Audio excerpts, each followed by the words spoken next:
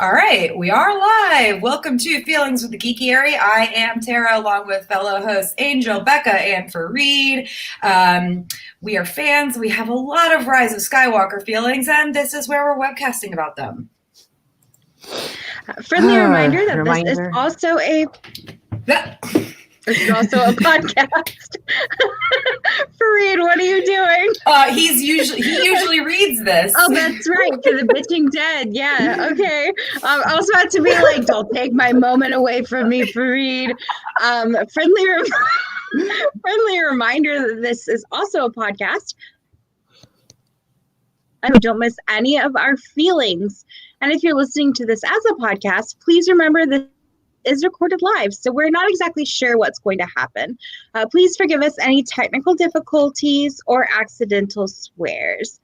You can join the conversation with the hashtag Geekiary Feelings. Come on, how will we know we're wrong? But we're not wrong if you don't tell us. Yeah, I get to say my favorite part because this gives us license to have attitude about things. We would like to remind everyone that the views expressed on this webcast are those of the hosts as individuals and do not necessarily represent the Geekiary as a webcast or the Geekiary as a website overall. Also, this webcast is going to have a lot of spoilers, so if you haven't seen it yet and you want to remain unspoiled, this is probably not the webcast for you. So you're watching at your own risk.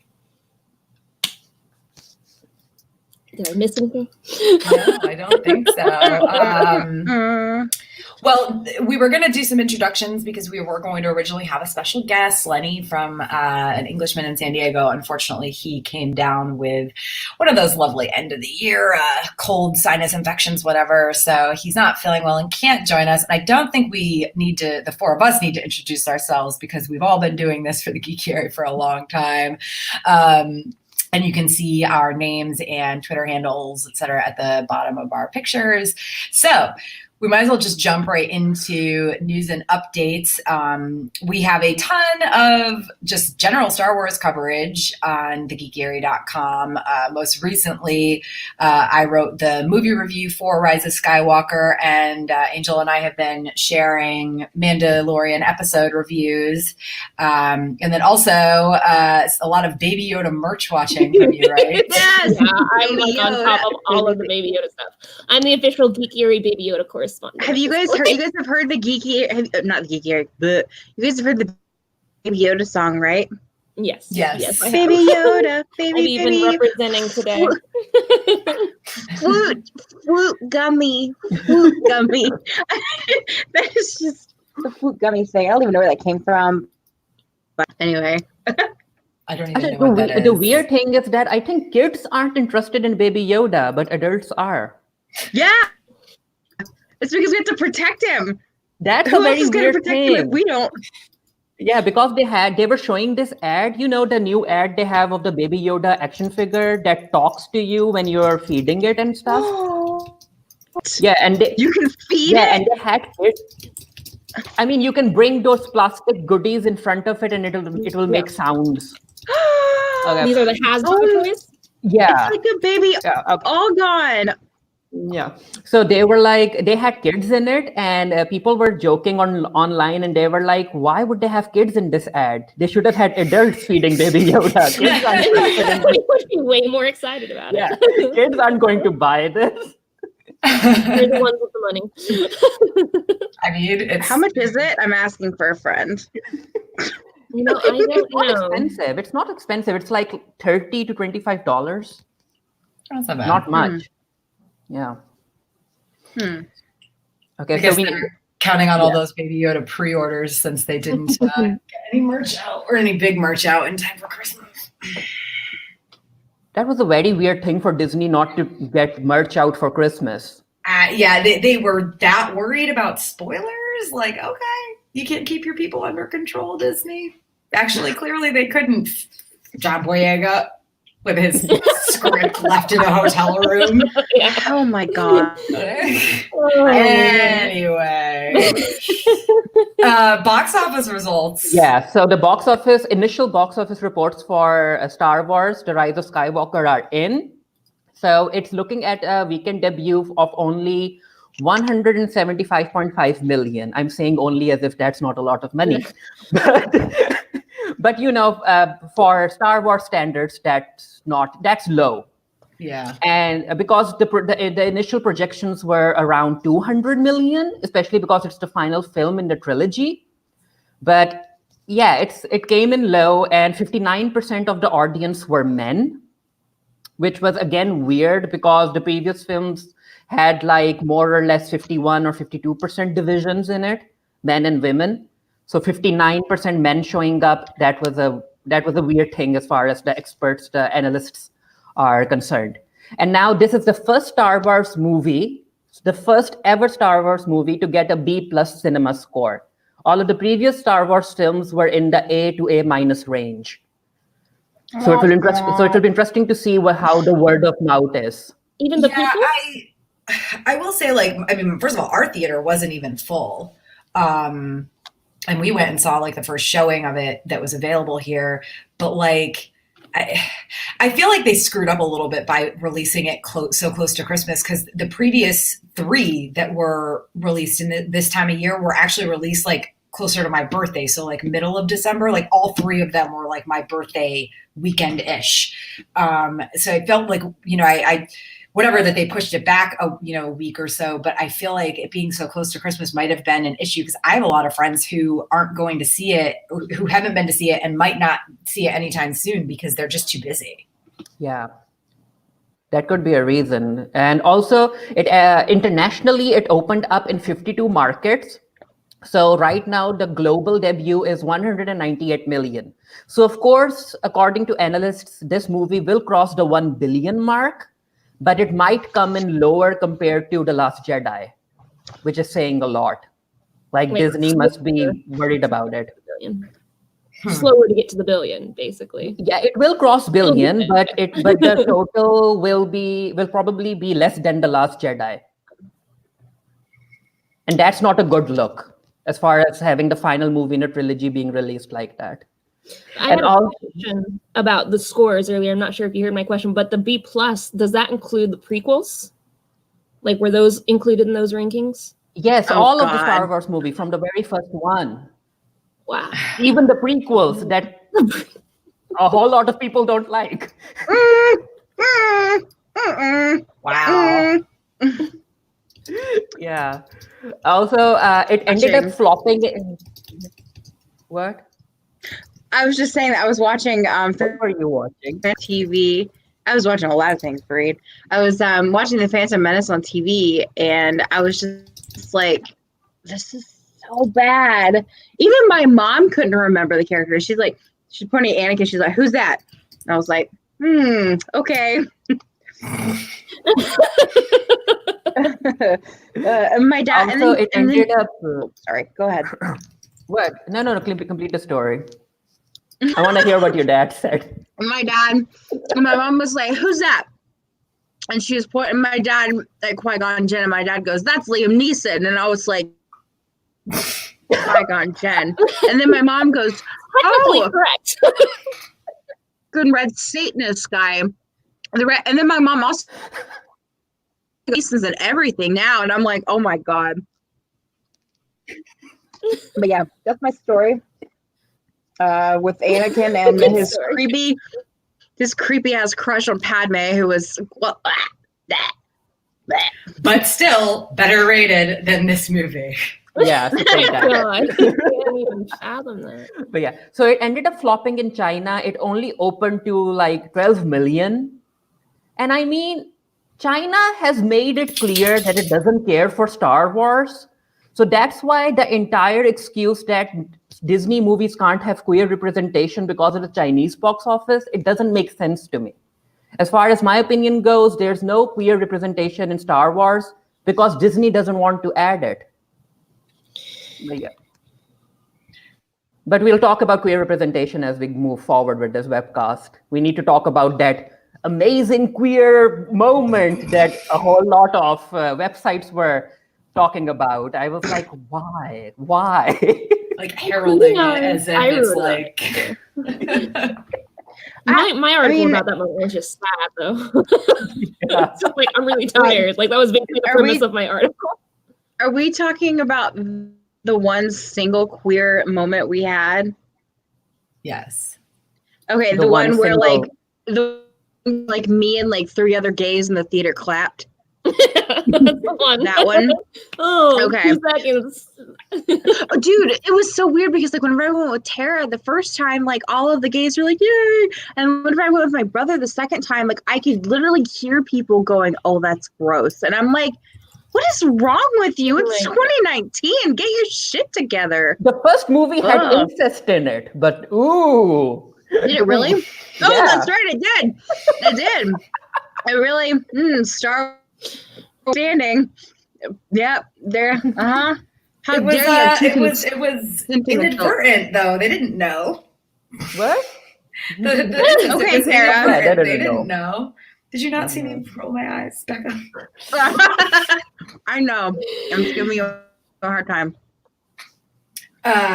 So yeah, box office stuff. I mean, like it's still doing good, doing well, but like, I mean, I let's be real. Like, even if this movie had been amazing, which I guess some people thought it was, but I think even if it had been like absolutely perfect, it still wouldn't have made the numbers they wanted or were hoping for because unfortunately so many people were pissed off about The Last Jedi. I'm not saying I agree with those feelings. I don't, but I mean, I also know a crap ton of people who aren't going to see it because they didn't like The Last Jedi. Me, I'm a big baby. That's my impression of them. Agreed. To mock them like a child. Yeah. How early were you all able to see the movie, though? So I saw it at 6 p.m. my time on Thursday, which was the first showing in this time zone. So same. We saw 6 it. p.m. our Same. time. 6, yeah. Which I'm like so far west, it's still quite late compared to all you guys. Yeah. Well, the thing that kills me about the 6 p.m. thing, it's like, okay, so it used to be you had to go at midnight on Thursday night. And then they pushed it back and they had like 8 p.m. showings. Then it was 7 p.m. Now it's 6 p.m. Like eventually we're going to have to go see these big blockbuster films at like noon on Thursday to avoid spoilers. Like, basically, yeah. Eventually the premiere date will be a Friday, but we'll all actually have to go see it the previous Monday. Let's give it a decade. It's really hard where I'm at because as I'm entering the theater to like sit down, everyone on the East Coast has like exited the theater and gotten to their computers to like complain about it. So I have to mute everything that day and like unmute it as I exit the theater because otherwise I'm screwed. Because like, I mean, there's already people that get to see earlier showings, you know, special previews and whatever. But like the regular folk are already on Twitter destroying it. So, Steph, you had that. What was it? That lightsaber something. Yes, I got a lightsaber drink. Hold on. It's a perfect for me to light a bread cup. There you go. This is. How much did you pay for it, though? $9 for this. I mean, that's actually not that bad. Because like this is my cup with the big bully and all his little bullies. Are those the Knights of Ren? No, those are the Knights of Ren. You got it from a theater, Becca? I did. Yeah, I got it from the theater. It came with a giant popcorn bucket. Did they? And I was like angrily. Did they still have the C-3PO and Red Stormtrooper ones that they had Thursday? Okay. Yeah. Well, I went to Cherrydale the second time. Oh, so maybe it's just like whatever theater you go to. I don't know. Well, I guess you said they did anyways. Ours out here sold out of the lightsaber cups at the first showing. My friend went to the 9:00 showing on Thursday, and the lightsaber cups were sold out. Yeah. How much is it able to hold, the lightsaber cup? Not much. I went and refilled it like twice before the movie started. So it's really terrible. It's not a good cup, but it's a novelty and it made me happy. For $9, you too can have a very small novelty. It doesn't hold much. Yeah, I was gonna say, how many ounces does it hold? Yeah. Like 6? Like, How many? No, I'm curious not now. No, How many yours ounces? is big, Becca, but like hers is just this tall, Yeah, like very it is. narrow thing. So. No, does it have a size on it? I don't even think it lists it, but like it's very thin and like yeah. People say it looks like a syringe. Mine's Yeah, it does. mine's 40. Mine's 44 ounces. Yeah, mine's not nearly that big. Like So anyway, other than merch, Oh God, Free, my when did mind. you I get was to like, see it? oh. I was so bad. You all, both of you talking about the sizes of the cups. I was like, oh no. So yeah, I ended up seeing it on Friday at 8 p.m. I went at night. It was okay. The theater wasn't that full, but it was okay. The good news is that they didn't cut the queer moment. Yeah, they didn't cut it from China either. So I guess it goes to show how important it was or how obvious it was. They didn't even cut it. I don't know. Wow. My gay is always on, so I was just like, aha, aha, saw it happen. I was intentionally looking for it and I still didn't see it. And like I know. But I know it was there because like I wrote about it before going into the movie. Like I knew it was there. And yet I still missed it. There was a lot going on in that scene, to be fair. So Slug. There's a lesbian kiss. Like it was a lot going on. So all right. Well, I guess like let's get the positive stuff, done first. That way when we launch into the complaining, it'll hopefully people will remember that we actually did like some things about this movie. Well, I mean, to be honest, like the more since I saw it, since I wrote my kind of, not snarky review, but I gave my review a clickbaity title, and I actually was kind of like, I wonder if people are going to read this title and not read the article and just get pissy, and that's exactly what happened.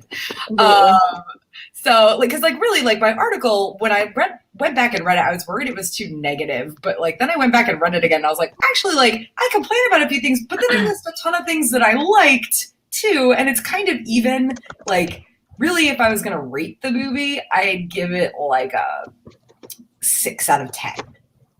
Maybe like a 5.5. I didn't hate the movie. I enjoyed watching it. So, stuff that you guys liked. I mean, I liked Daisy Ridley as Rey, even though I know that people have issues with her, calling her a Mary Sue or whatnot. As far as I'm concerned, Daisy Ridley looks good as Rey, especially during the close-ups. I like her look. I like her face. I like her face acting. I like her hand acting that Her she hand does. acting? When she's using the Force. Doing Yeah, Luke. Luke looks it's like good acting. he's trying to like. She's using the Force. Yeah. Hand acting is tough, you all. Oh yeah. Yeah, it looks good. And also I was watching this film and she kind of reminds me she kind of looks like a relative of those Sprouse twins from the Disney show, Zach and Cody. You think so? You think so?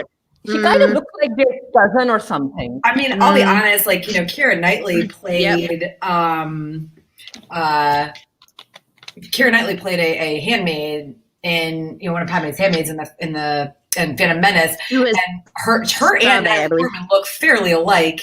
Like they look enough alike. And if you put Daisy Ridley next to the two of them, it's kind of like watching a bunch of clones. Like I wish they would have cast somebody who didn't look so close to them. I like Daisy Ridley just fine, but like I'm tired of the like I'm a wee little brunette Star Wars girl shit. Like Star Wars girl. Yeah, and especially since they didn't go the route where they were related, because like if they had been related, the similarities in appearance could have been like, oh, like this is intentional so that you guys, assume that she's a Skywalker, but then they didn't even go that route. So it didn't even matter. It was just like, yeah, they all look the same for no reason whatsoever. I mean, that's very weird. Like Star Wars tries to give us diversity in supporting characters, but the main women, the lead women, they're all the same.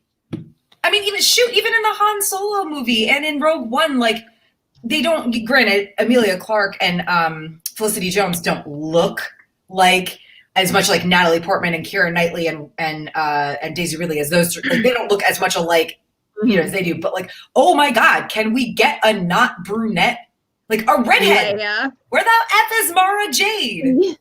Like, you know, like The franchise, and she's like, yeet.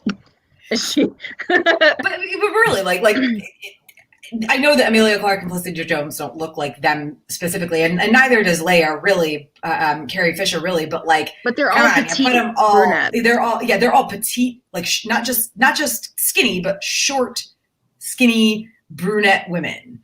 You know, like, give me something different. And I'm sorry, Phasma doesn't count. She was in a freaking trooper uniform the whole time. Yeah. And apparently Rose Tico doesn't count either, but we'll get into that later. also, she's not even a lead character. We're talking about leading women who apparently can only be petite brunettes in Star Wars. Petite brunette white women. This is the section where we talk about things we like. Oh God, fuck yeah. Oops. We like this part, but well, listen, like, because the thing is, I do really like Daisy Ridley. I extremely talented. I agree. I like what she does in these movies, you know, but like, my God, give us something else. I definitely disagree with the whole Mary Sue thing, because like, yeah, she's like, I'm well. We've lost Becca. The fanboys attack. I was like, I can word. I haven't even. Wait, what's going? I'm sorry. You're going in and out really bad. There's some hand acting going on. So you live near me, and the weather's really crappy right now. So I'm guessing it's your internet acting up with the weather. Can you hear me now? Yes, now I can. We can hear you. Okay. Yes. I was going to say that I feel like Rey was much more conflicted in this movie. I feel like she's always been pretty conflicted. And so it's not like this whole, I'm going to do good things. It's like, she's going to do hard things. And, that was a double entendre. But she's, you know, she's, okay, I'm done. I actually don't disagree that Rey is a bit of a Mary Sue, but like, y'all, this is Star Wars. Luke was a Gary Stu. You know what I mean? He was. You know, it's like you can't win really with people. Like, people were mad that The Last Jedi was too different. You know, and I feel like if Rey hadn't been a Mary Sue, they would have been mad about that. Like, because she is kind of, but it's okay. Like, she does have a little more conflict and everything than we're used to from, you know, characters that fit in that realm. But which really, all this highlights the fact that the reason why Rey gets so much hate is because she's a woman. Because Luke is the same thing, and yet he doesn't get this kind of hate. So, oh well. People want their Star Wars to be different, but only when it's not the different that's actually produced. They just want something to be mad about. There's that meme that I posted a few days ago on Facebook where it's like, The Force Awakens, what gave us everything that, you know, was Star Wars, basically did not take risk. People were mad. The Last Jedi took a ton of risk. People were mad. So the lesson is, people are just going to be mad. Like, it doesn't matter at this point. I mean, the lesson is, don't then take those two formulas and smash them together into one movie and hope that it turns out okay, because that did not happen with this. Anyway, things that we like. We all really liked Finn and Poe. Yes! Every scene with Finn and Poe in it was superior to every other scene, basically. And I know that makes me just sound like a shipping fangirl, but I don't care, man. Like, their interactions are just so incredible that I can't help but love everything that they do. So I was sitting in my seat just like,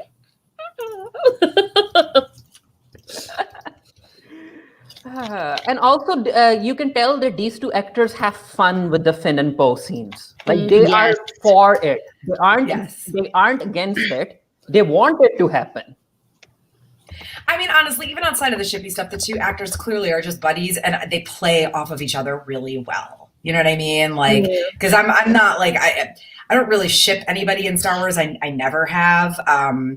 but like the two actors definitely like they know what they're doing with each other, and it's enjoyable to watch everything that they do together. In an interview, Oscar Isaac talked about how when they were auditioning and they were put together to like test them together, like they immediately clicked. Their first scene that they ever acted out was like the first scene the characters are where they're back to back. And as Oscar Isaac put it, like butt to butt, like Oscar Isaac's words, not mine. And like they immediately clicked and had like a chemistry right there in the audition room. So they definitely lean into it. And Oscar Isaac's probably the only person on earth that ships Finn Poe harder than I do. There was this recent interview, the same interview where he was talking about that story you just told. You could tell that he was so disappointed that Disney didn't let them do or go use Finn and Poe for queer representation. He was incredibly disappointed. And he even called them the Disney overlords. Yeah. Like, he was like, I was ready. Yeah, he even said that I was ready for it. John was ready for it, but yeah. Yeah, Oscar Isaac, man, he was advocating for this the whole time. I would not at all categorize his enthusiasm for it remotely close to queer baiting. He wanted this. He advocated for it. He's just as sad as we are. Like, yeah. Also, what more, Angel? You have notes here. Right. Yes. Another thing I like besides Finn and Poe, which is hard to imagine because that seems to be my focus, but the action was really good in this. Like, especially that last scene, which I keep forgetting the name of the Sith planet, but you know, the flashy Sith planet thing, where they were like Excelsior. No, that's not right. Go. No, it's not. Hold on. Exidor.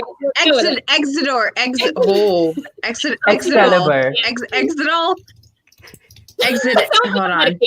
Like, but anyway. I know Exidol. Drink your Exidol every day, lads.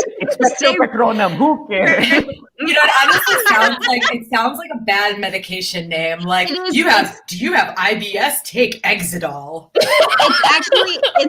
It's actually called Exegol.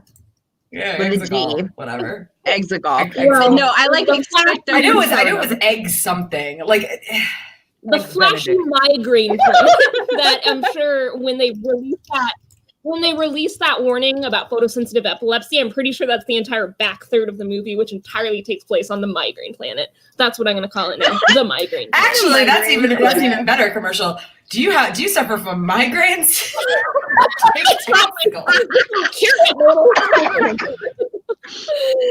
Oh man, but yeah, that whole action sequence, especially when Poe is like losing hope that they're gonna win, and then everyone shows up, reminded me of the On Your Left scene from Endgame, where like everyone shows up. Like, it was the exact same thing. And honestly, there were only 2 moments in this movie that moved me to tears, and that was one of them, when everyone showed up like to help them.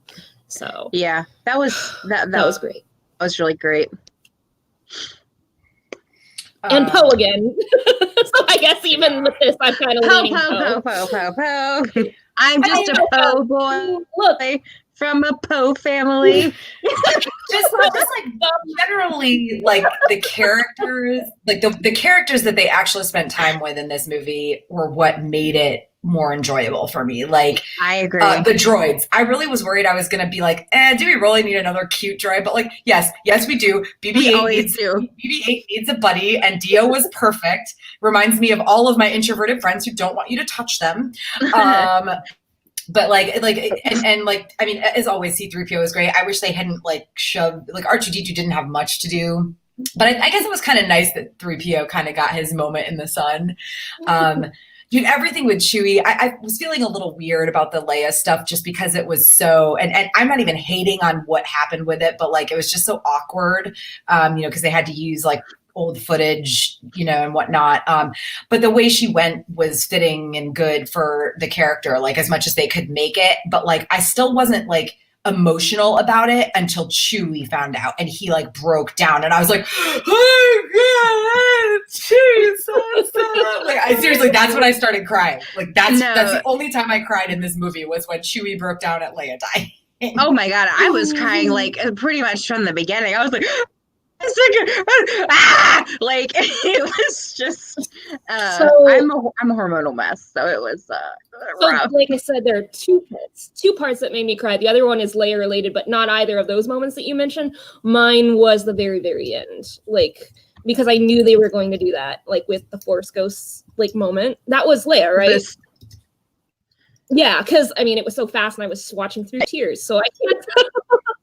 But like, so everyone showing up, and then the Force goes Leia. I didn't even cry when Leia died, which is weird to say because it's not like it wasn't emotional, but like it didn't punch me. I like cried. That I cried when Han Solo showed up. I cried when Han Solo showed up.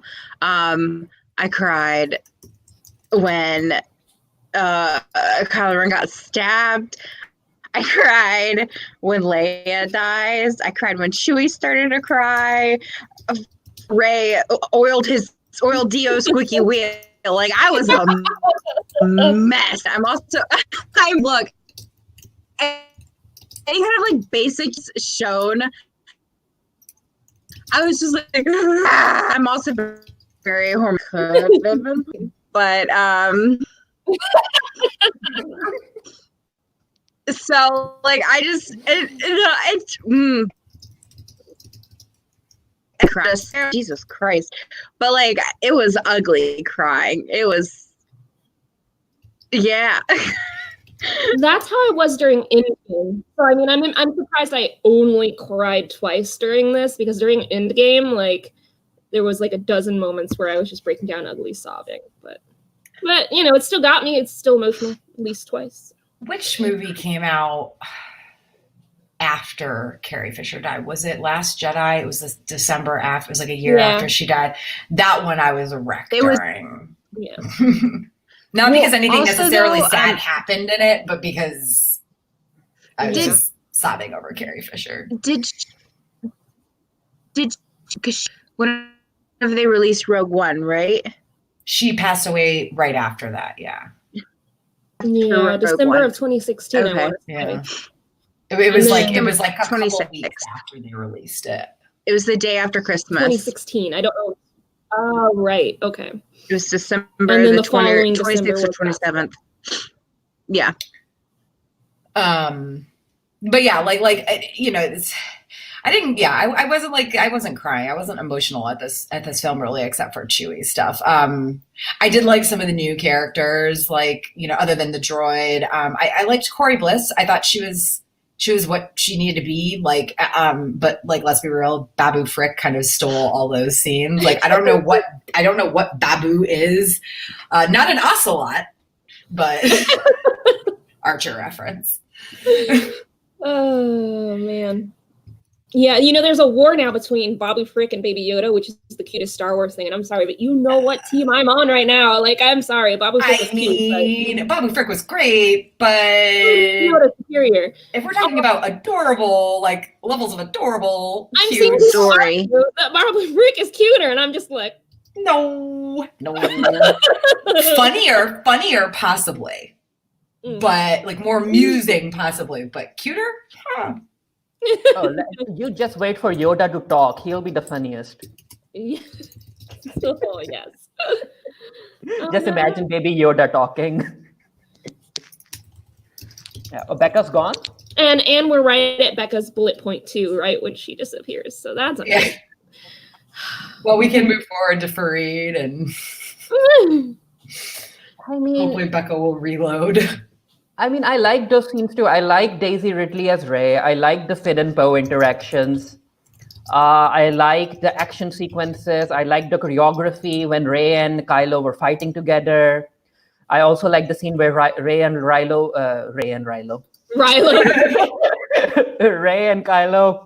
were fighting with each other, and the waves were crashing around them. Oh, that was gorgeous. Action. The action sequences were good. Whatever failings this movie has, the action scenes were top notch. Like, that was beautiful. Also, speaking of you're accidentally saying Reylo, my phone keeps auto-correcting Kylo to Kyle. I keep having tweets that are like Kyle Ren.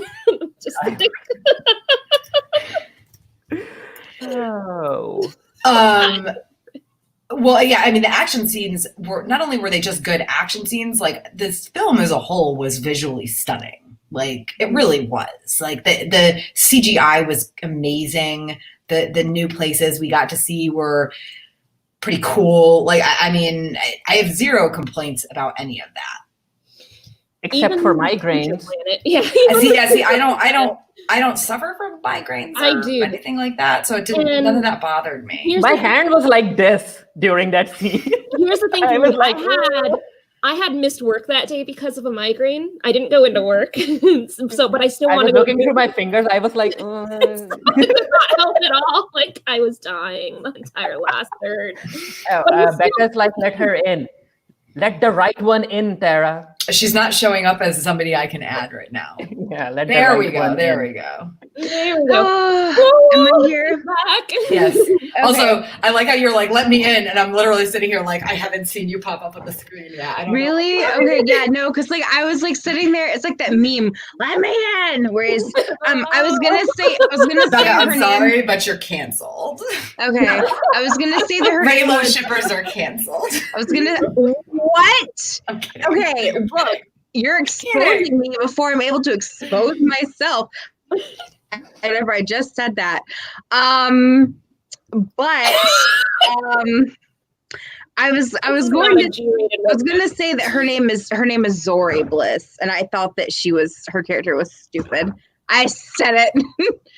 Yeah, I know. You might have missed, like you might have started talking, like or missed what I said, but like I like Zori Bliss. Like there's not really a big point to her other than that she was the one who helped them find the person they needed, Babu to deal with C-3PO, and then but then she also gave Poe that little thing, and like I don't know, she's kind of like a Boba Fett. Like let's be real, in the original movies, like Boba Fett, he was just kind of there. Like Yeah. he captured he captured Han Solo. No, he didn't really. Like Darth Vader kind of did that. Boba Fett was just the one who delivered Han Solo to Jabba the Hutt. And then in the very next movie, his the only thing that happens to him is he fights for a couple seconds and then he gets thrown in the Sarlacc pit. Like everybody's so obsessed with Boba Fett, but what does he really do? Like I think it's just the concept of a Mandalorian is why everyone loves him as a character, which now we get to have more Mandalorian without being hung up on these just a few snippets of Boba Fett. Yeah. And listen, and Zori she doesn't have that Mandalorian mystique necessarily, but I don't know. I liked her. I liked her armor. I liked her weird, kind of sort of Rocketeer looking helmet. I liked her. I mean, I liked her From a helmet. Power Rangers show. What? Huh? She looked like an extra from a Power Rangers show. I liked her costume. I thought the character was kind of nah. I mean, she was created to no homo Finn and Poe. Let's be real. I know she was, and true. Carrie Russell deserves so much better. And here's the thing about that: it's a lot of fans headcanon Poe as completely gay, and so they threw that in to be like, look, he likes women, completely forgetting that bisexuality is a thing. We're still gonna pick it. Well, Disney would have been like, No, the Disney writers' room would have been like, let's create Zori Bliss. Ha ha! We give Poe a love interest.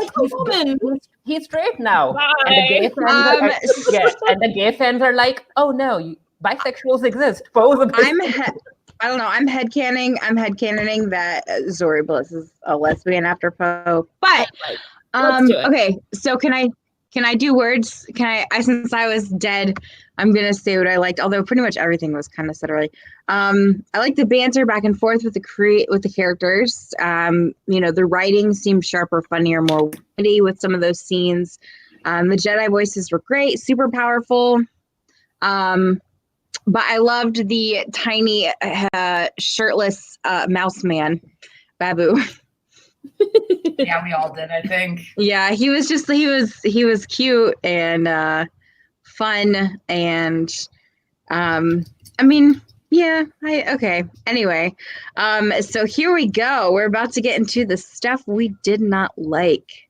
And the stuff that the disclaimer. Okay, so all right, so Angel, this is when you and I face off against Tara, and this is whenever we come together face off against Tara and All Reed. the Jedi, all the Jedi versus all the Sith. We're the Sith, Oh, but- okay. So yeah, you guys can be the Sith. That's fine. We're the Jedi. We always win. I don't know if you can see my wine glass says dark side, but literally only because I got a set of 2 as a gift, and when they arrived, the Jedi or the light side one was already shattered in the box. So like that's the only reason I use this dark side one all the time. Although to be honest, probably it's better anyway. At least when it comes to me drinking wine on webcasts. So yeah, what did you guys not like about the movie? You all, what the heck did they do to Rose Tico? Praise, man. This They movie- literally actually, you know what? I like the idea of them introducing, as much as I liked the character of Corey Bliss. Although, by the way, it was clear that her and Poe had some sort of schneh thing happen at the end, and I'm wondering if it was like unrequited love because he's gay. Just saying. But also, like, yeah, I mean, it's they absolutely introduced Jana and like sidelined Rose, and it was like she was such a big part of the Last Jedi. Like, it's one thing to not have her be as big of a part of the story as a whole. It's another to literally just have her like chilling on, you know, the planet where the Resistance is, and just every once in a while she gets a kind of a, oh yeah, Rose Tico's here, let's give her a line, folks. That's basically what happened. And it's like so offensive because like racist and misogynist fans ran her off of social media, and then instead of like standing behind her and supporting her, they sideline her as a way to be like, okay, racist and misogynistic fans, we hear you, we'll shove her aside. Like, what? Like, that's not the message we should be sending. And it's bad. Like Rahul Kohli, I guess he's from iZombie. He tweeted about it. Yeah, he tweeted about it. Certain fans aren't happy. Ryan Johnson had to tweet about it because Disney knows what Kelly Marie Tran had to go through. And instead of sticking with her, they were like, Kelly, why don't you just take a seat over there in the corner? Like, I mean, stick in this forest the entire movie. Yeah. People were already worried about it because if you guys remember, she didn't show up in promotional content. She wasn't showing up in merchandising. And it was so weird because, again, she was such a big part of The Last Jedi, regardless about how you feel about her. But she disappeared. I mean, if I was Kelly, I mean, of course, she isn't at that level in her career, but I wouldn't have come back for this movie. I wouldn't have. Yeah. It was bad. And also, again, she was created in The Last Jedi to no homo Finn and Poe. Let's be real. She was created for that. And it's unfortunate but not surprising because a whole lot of fictional women that are created to no homo gay ships, they are thrown away when it doesn't work out for them. When a woman has been created and the gay ship still continues, that woman is just like pushed to the side. And I have opinions on that because I'm clearly very involved in shipping culture, like to an extreme degree. I'm sorry, but like I know, but like that happens in a lot. Like that's happened in previous fandoms that I'm part of. Now, one of the great things about Finn Poe fandom is that a lot of the shippers have come to Kelly Marie Tran's defense and have actually called out their fellow shippers. So, of course, I'm not speaking in absolutes. Not all Finn Poe fans are great. Not all Finn Poe fans are terrible. But the ones particularly I hang out with have pushed back on that because we've seen it happen in other fandoms. And then we have less female representation in films and television because, oh, this woman got in the way of our same-sex ship. So I'm happy to see that pushback and just so sad that this is the result we got is her actually being sidelined. And also there were people online who were saying, okay, she was created to no homo Finn and Poe, but another thing is that she was created to appeal to the Chinese box office, the Asian box office, and it didn't work. And Disney saw that it wasn't working, and Disney was like, you know what, Rose Tico, you won't be a big part of the third movie. That's interesting. I didn't know that she was created to kind of appeal to that, but that does make sense because they do like to kiss China's ass. So that makes sense. For some reason. And it's not even making them a lot of money. Like, they need to just stop. But whatever. Yeah. I was having this argument on Twitter that during The Last Jedi, when Rose Tico was being created, Disney tried to tick a whole lot of boxes.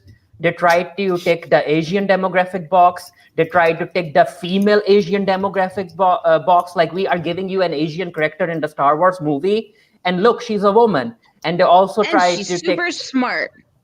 Yeah, they tried to tick a whole lot of boxes without giving her attention as far as the attention that she deserved as the first. Like, correct me if I'm wrong, but I guess Rose Tico was the first major Asian character in the Star Wars film series, right?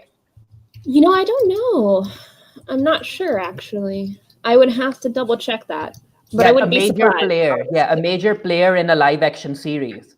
And yeah, I don't think it worked. So they were like, bye-bye, Rose. But again, Disney knew what Kelly Tran had to go through. And as far as my opinion goes, Disney should have stuck with her. Disney should have gone all in with her. And they should have been like, you know what? This is Rose Tico. She's here to stay. And we don't care about you crybabies no more. They should have made her a freaking Jedi.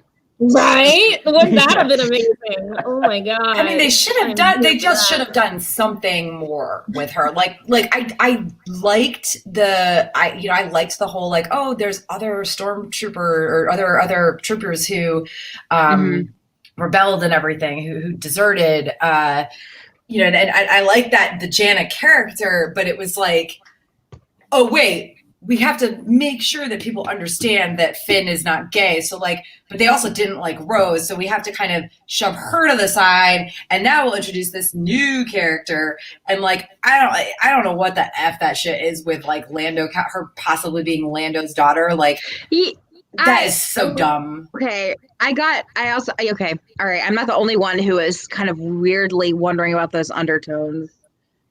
It was like, I felt like that scene was, it did have like, oh, this could be something they're hinting at, but like, Lando is a pretty like happy-go-lucky guy. Like still, do you think, and the way he talked, like the way he was talking to her, if she was his daughter, it would be clear that he knew that. Yeah. So like, if he knew he had a daughter and that she got stolen by the First Order, I feel like he would have been doing more than hanging out on some planet just, I agree. Lando. Like I agree. I honestly think they were just trying to get them to have a moment. And I'm not really sure how I feel about that either. Cause like I think it was more like kind of like, because Leia's gone, Luke's gone. I think it was more of a Lando is one of the OGs still kind of left. And so he's kind of taking them under his wing. Yeah, and that's what I was hoping for. But like the articles I've read are like, no, she's obviously his daughter. Like, and it's like, just because they're both black. Okay. You said it. That's basically it. That's the reason why I'm here, is to say the things that y'all don't want to say out loud. But no, like 100%. It's not that I didn't want to say it out loud. It's just like, it's true. It's true. It's so problematic. It's ridiculous. And now I want to go. Now I want to go look at the people who wrote these articles and see if they were white. Please. Oh my. Please no.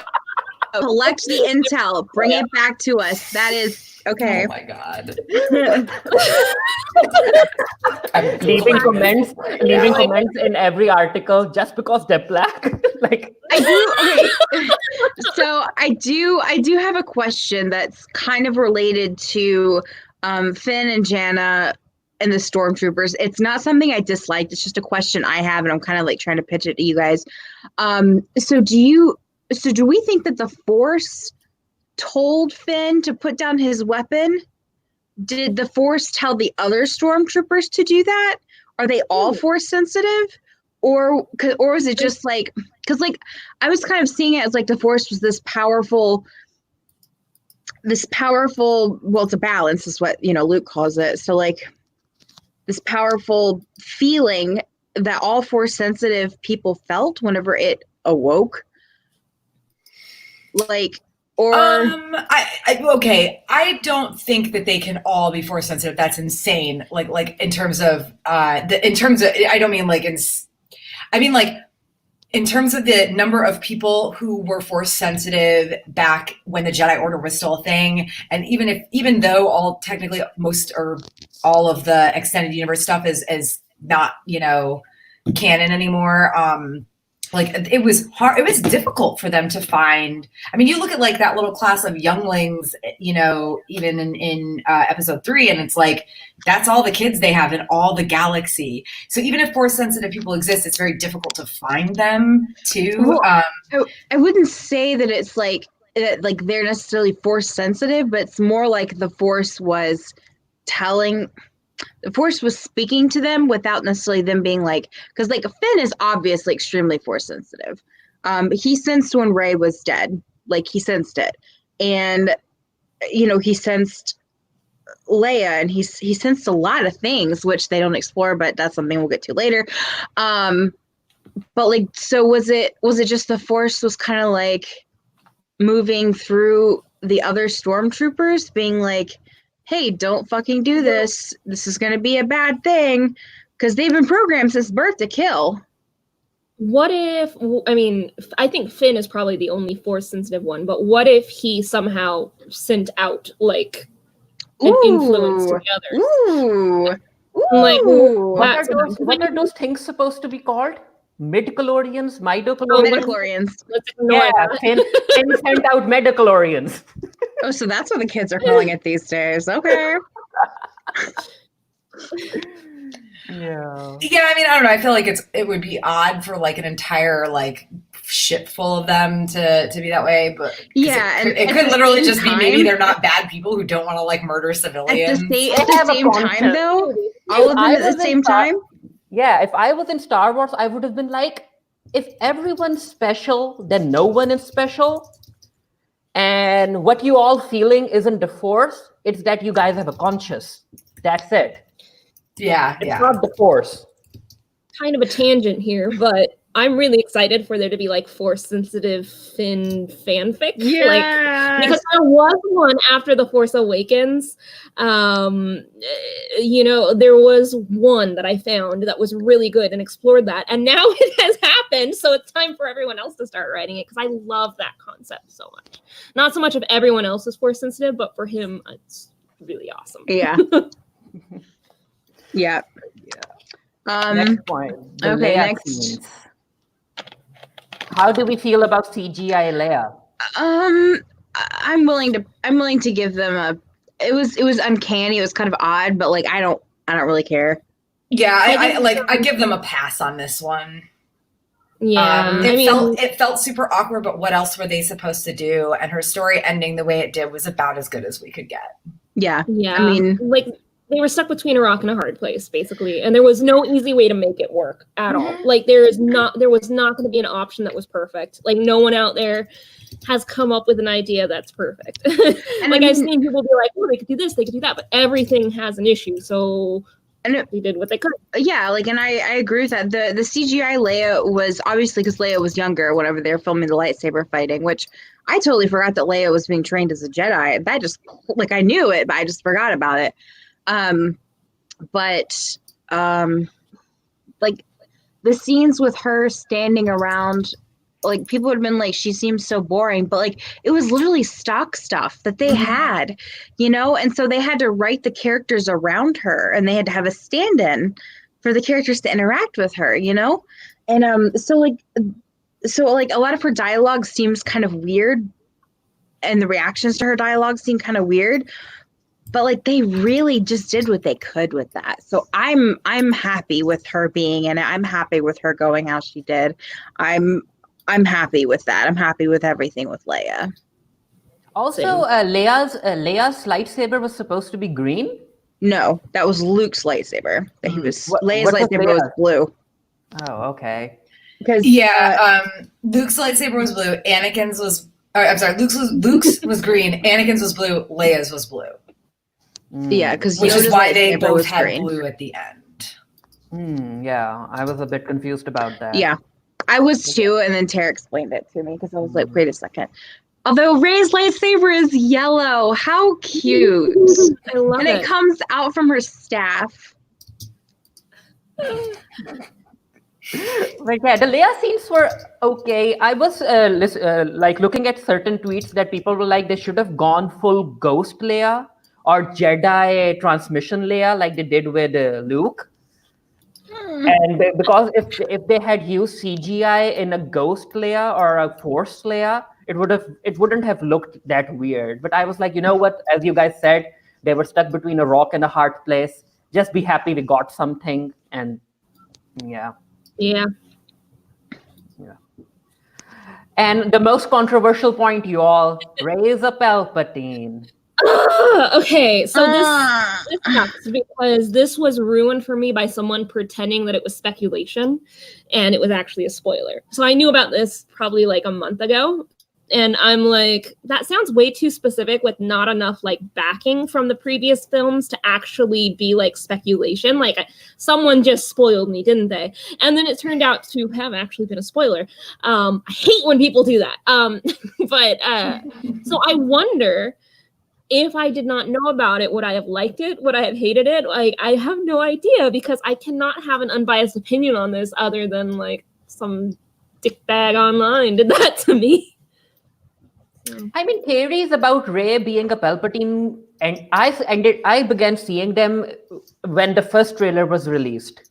Because for this film, because we don't know who Rey's parents are, and the first trailer had this weird laugh that resembled Palpatine. So people were like, you know what, Rey is connected to Palpatine somehow. She's either a clone that he created, or it's his grandchild, but there's a connection there. But there's still not enough backing from the other films for that to have been like someone just organically coming up with it. Like I thought that too. The moment I heard Palpatine's laugh in the trailer, I was like, you know what? They're going to connect him to Rey somehow. I don't know how, but they're going to do it.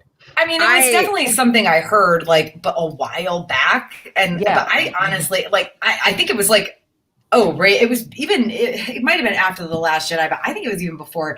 I don't know. Like, it's definitely something I'd heard, but like, I paid it no credence because why would they do that, right? Yeah, why? But then they did. But it's a rumor. It's a rumor that is going on for very long, for more than a year now. When people come up with it, they don't have any backing for it. They're just like, yeah, I think she's a Palpatine. It's like, why? I think she is. It's like, why? Like, it's like don't have anything. It's like the theory. It's like the theory that Jar Jar is the original Sith Lord. I love that theory, though. The thing though is that like it's like I was like no. Then I started reading it. I was like, oh my god, I actually believe this and support this. That's the point. That's the point because Rey being a Palpatine was so out there, and. Well, see, I ended up laughing when they ended up proving it right in the film. I was like, really Star Wars. So like apparently at Star Wars Celebration or something, somebody put up Rey's real name. It was like Rey Kenobi or something like underneath her. And so did you hear about that? No. It was immediately taken down though, but it was like she was doing an interview or doing something. I don't remember. And it said Rey Kenobi. Like it said, it's Daisy Ridley and then Rey Kenobi, and I was like, I'll find it for you. And I was like, because like I didn't know anything about the Palpatine thing. Like that was a complete surprise to me. And I was in the theater. I was like, oh fuck, oh, because I was let me go back to my notes, because it wasn't spoiled for me because I thought she was a Kenobi, but then as soon as I saw the lightning shoot out of her hand, I was like, oh, okay, so she's got some of Palpatine's power. That's cool. You know, she's gonna be as powerful as he is. No wonder why he wants her dead. And then whenever they had a whole reveal, I was just like, because I like the idea that Rey is a nobody. I like that her parents were nobody. I like the idea that the Force chose her. You know, because of her potential, not because of her lineage, not because she's Palpatine's granddaughter. I wanted her to be nobody. I wanted her to have no past. I wanted her to rise above, her junk rat, her scavenger history. and that's what I think because I think Tara and I talked about this, or no, I think it may have been my brother and I were talking about how like they had set this up for her to be somebody's child or whatever, and then Rian Johnson was like, fuck you guys, she's nobody, and then everybody had a temper tantrum about it, so J.J. Abrams had to come in and do damage control, but he made it worse. And it was just like, and Rian Johnson tried, like, even though The Last Jedi was not the best movie, it was still different, you know? And it still had a higher cinema score. And thank you, Fareed. You know, and I wanted her to be nobody. I wanted her to rise above her original position, and like just to have her be the child of some powerful Sith Lord, like that's kind of cheap, man. Yeah. You know, like grandchild. Thank you. Yeah. You know, and I wanted her. I really just wanted her to be nobody. I mean, at the same time, though, they also were able to kind of be like, you know, if her grandfather was a powerful Jedi, she had powerful Jedi powers, you know, but I guess it was like the whole like potential of Rey could be on the Dark Throne, could be, you know, Empress Palpatine, and she chose not to be. Like I understand that part, but like I wanted her to be nobody, man. Here's how I think it happened, and this has no backing whatsoever. It's just my theory. But I feel like after the first film, for the first film when they were writing it, they wanted her to either be a Skywalker or Kenobi, which both would have made sense. There was evidence for both in that film. And then Rian Johnson came in and made her a nobody, which I mean, I also liked because it was something different. It took risks. It was, you know, not expected. Well, there's history in the Clone Wars for Kenobi and in the books, not the EU, but the new books for Luke, that they had romances or at least love interests. So it's like the Mandalorian woman, I forget her name, right? The Kenobian. Yeah, I don't remember who it was. But there might have been more than one, to be honest, too. But like there was. There was definitely there's definitely hints that the two of them had romances, you know, whether, I mean, and honestly, the Jedi Order was disbanded, you know, for Luke. So like, what did it matter? But like, you know, I mean, and in the books, of course, Luke like marries Mara Jade and everything. So it was very,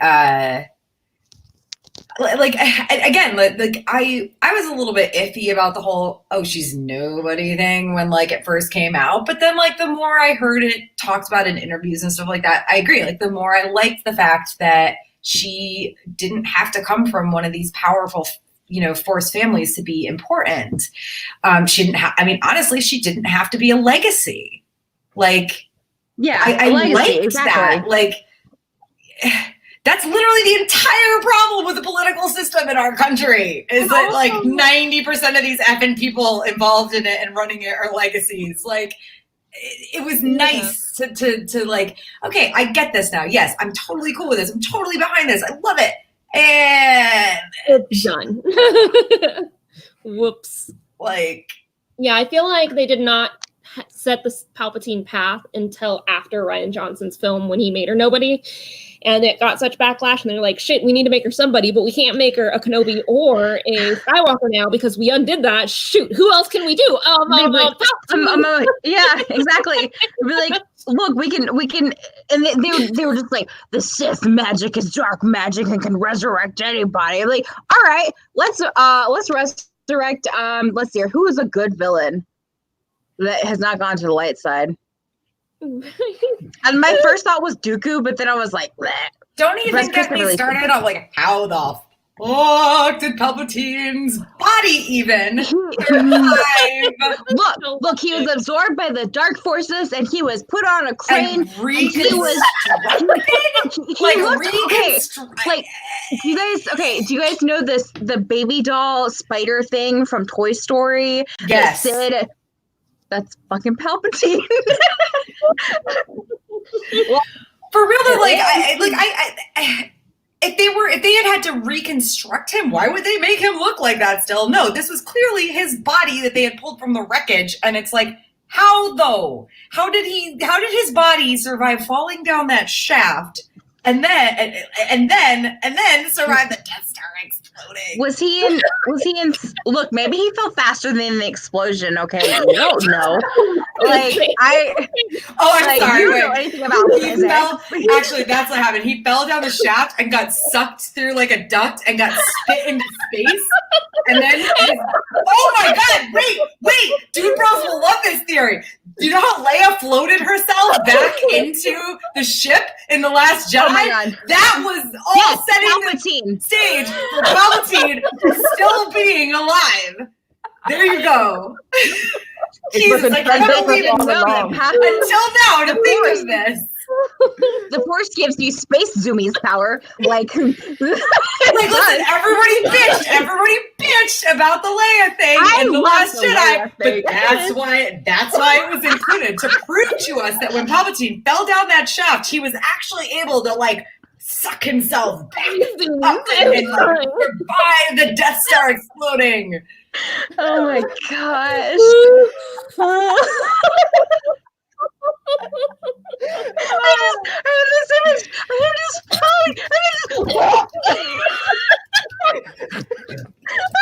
like suction. Oh boy, like a water slide. One of those clear water slides. I might have to write like a jokey theory article about this. I have this image of Palpatine in his black robes, just zoom.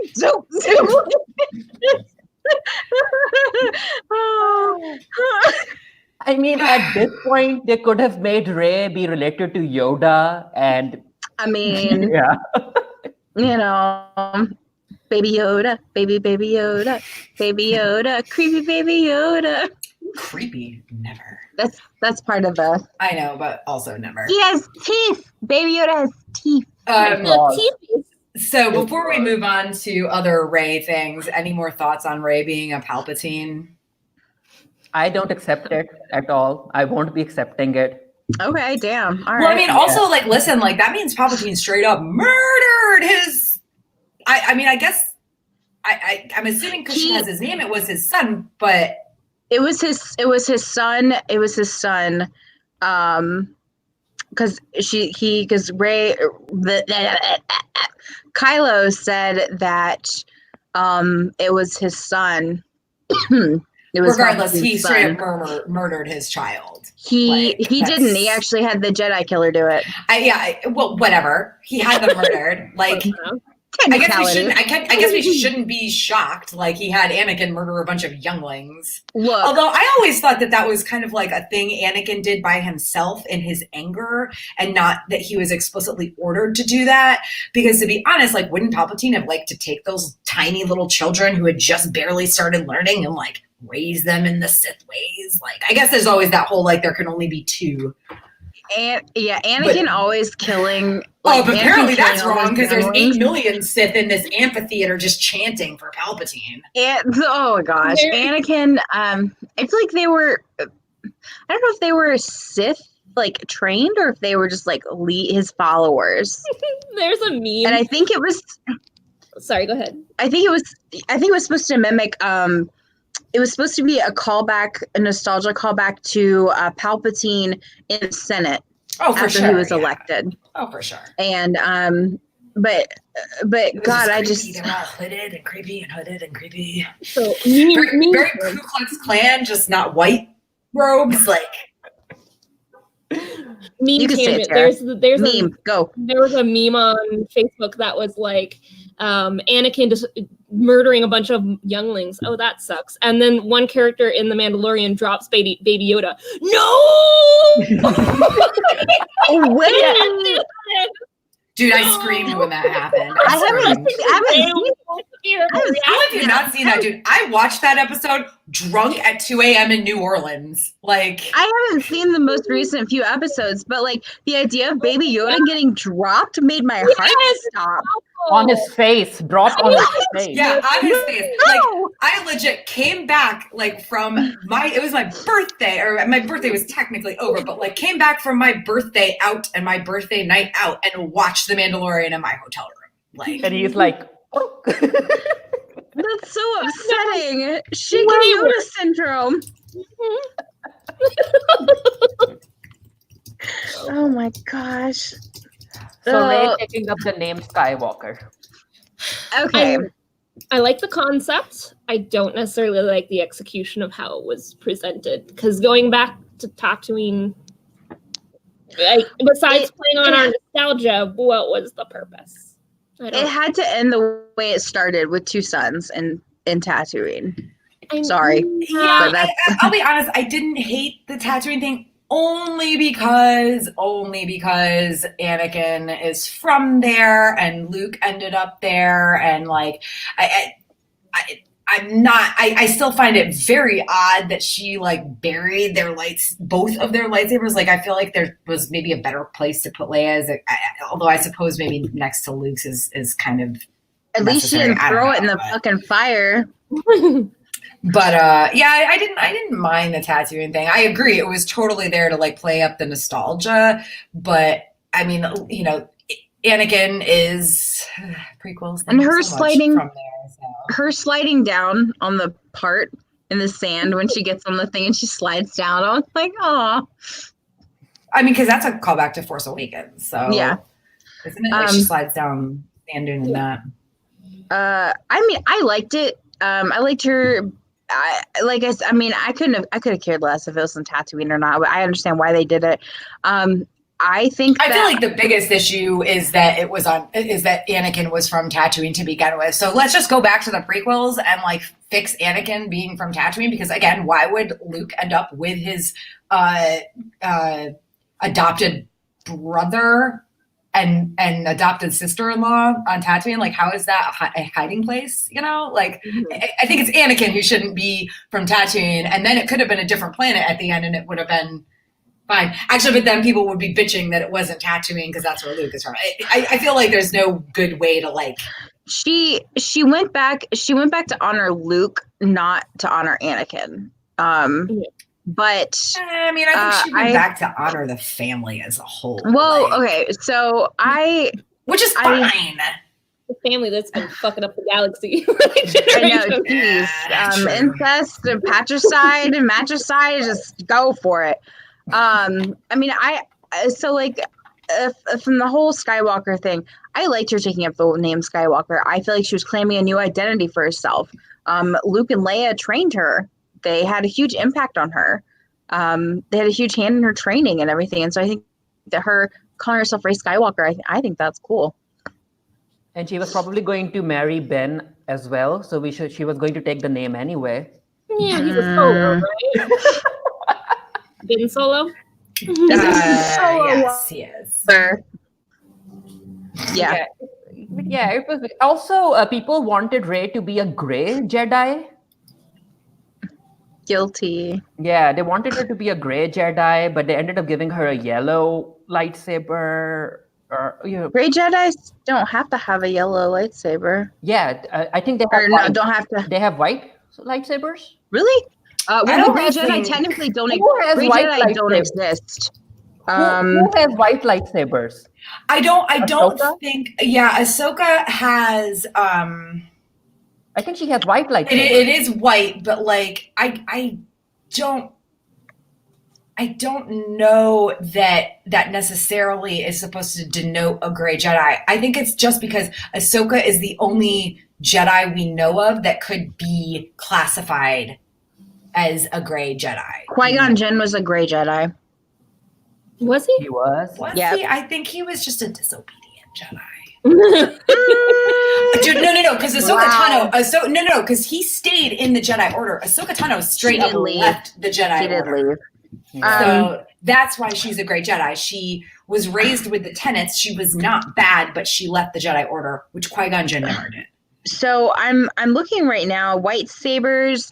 White lightsabers represents the wielder's freedom. It debuted in Star Wars Expanded Universe. Ahsoka Tano.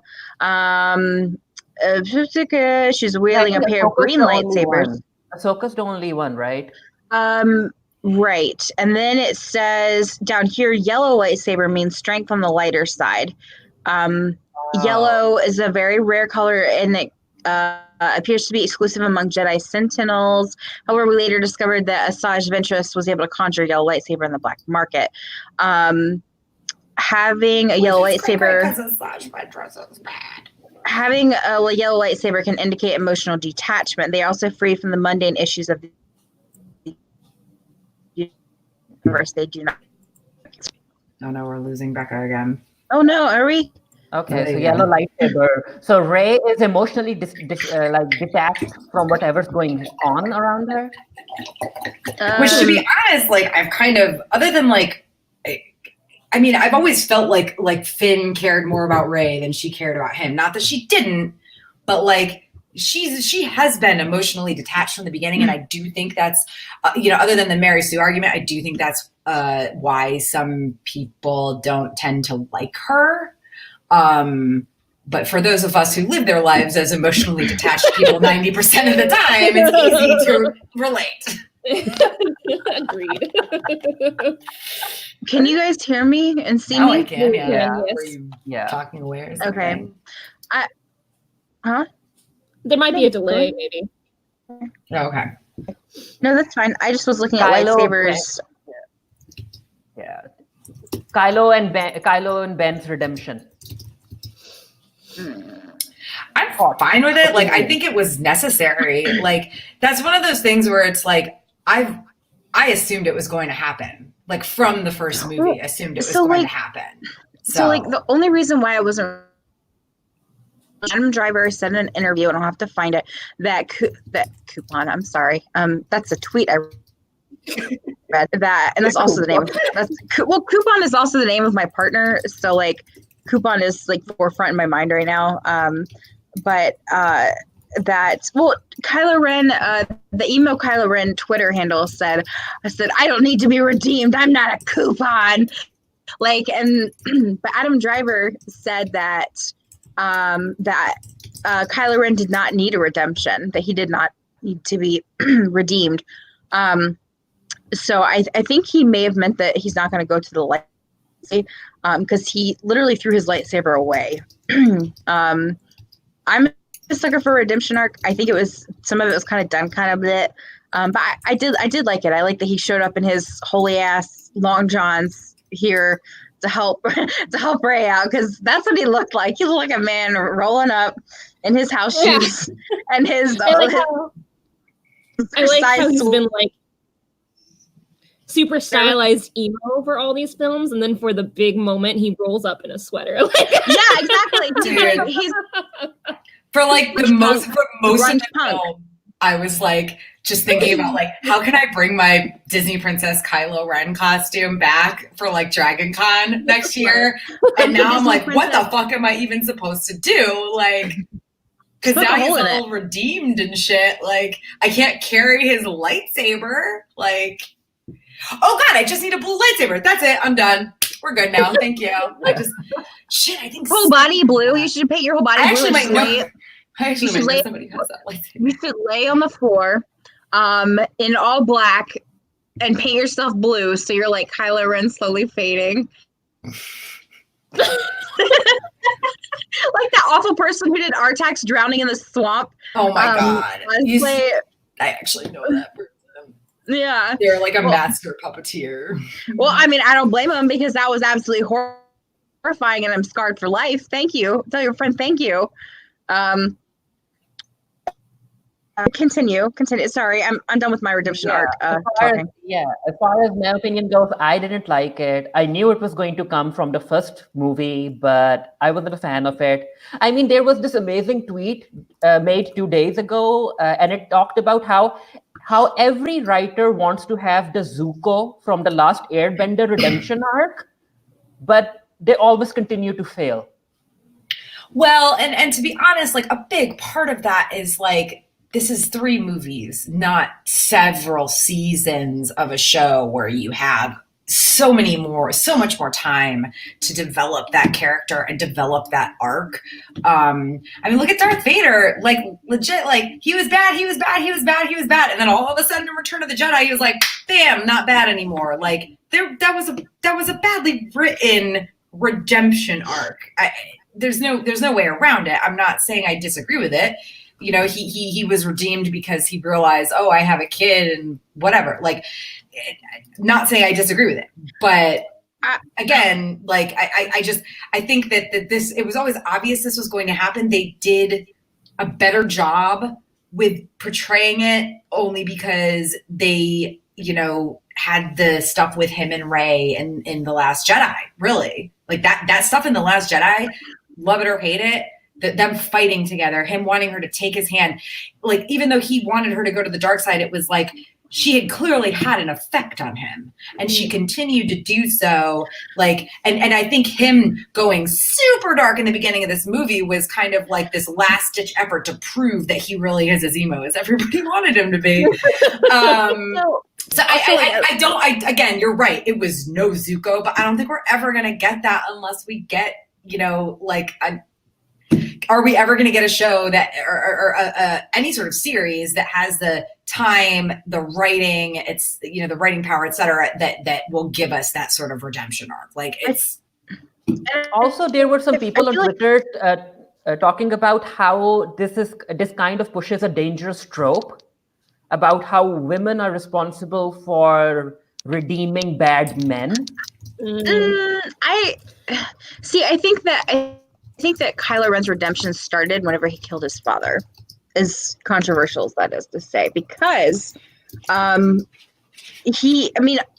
for one, the kyber crystals in his lightsaber were not stable. That's the reason why his lightsaber was always crackling, and the reason why it was static is because the kyber crystals were meant to, and I'm going to get real meta here, I'm sorry, no, I'm not.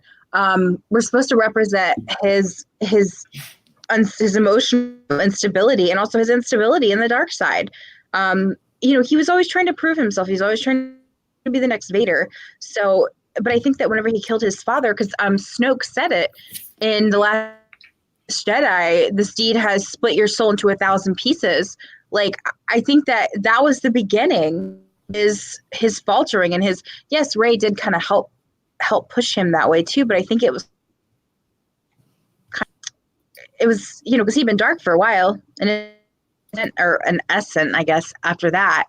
But yeah, the whole healing women thing. Yeah, I can see that. Anyway, I just wanted to say the thing. Yeah, I didn't like the redemption arc also because it had the return of Harrison Ford as Han Solo. I was like, Harrison, you forced Han Solo to be killed in the first movie, so why are you even back? It was he needed money. Yeah. And he's also not a Jedi, so he shouldn't. I mean, I guess he was really just a manifestation of Kylo's. It was a memory. Yeah, but it was also unnecessary and weird. He needed a paycheck. He needed a paycheck. I wonder how much. Like, Harrison Ford does not need paychecks, let me tell you. But why did he come back? Like, why did he agree to it? They probably begged him to, just like they begged him for The Force Awakens. Like, listen, like, this is Disney. They're very persuasive. There could be some project that Harrison Ford wants made that he needs to find a producer for. And Disney's like, what if we need you to come back and say like 3 lines. 3 lines. Why did he hate Han? Like have a 30-second clip in Rise of Skywalker, and we'll produce that movie. Why did you during? That's how Hollywood works, man. Like, that's how Hollywood works. Why does he hate when I went, they had daddy issues. Basically.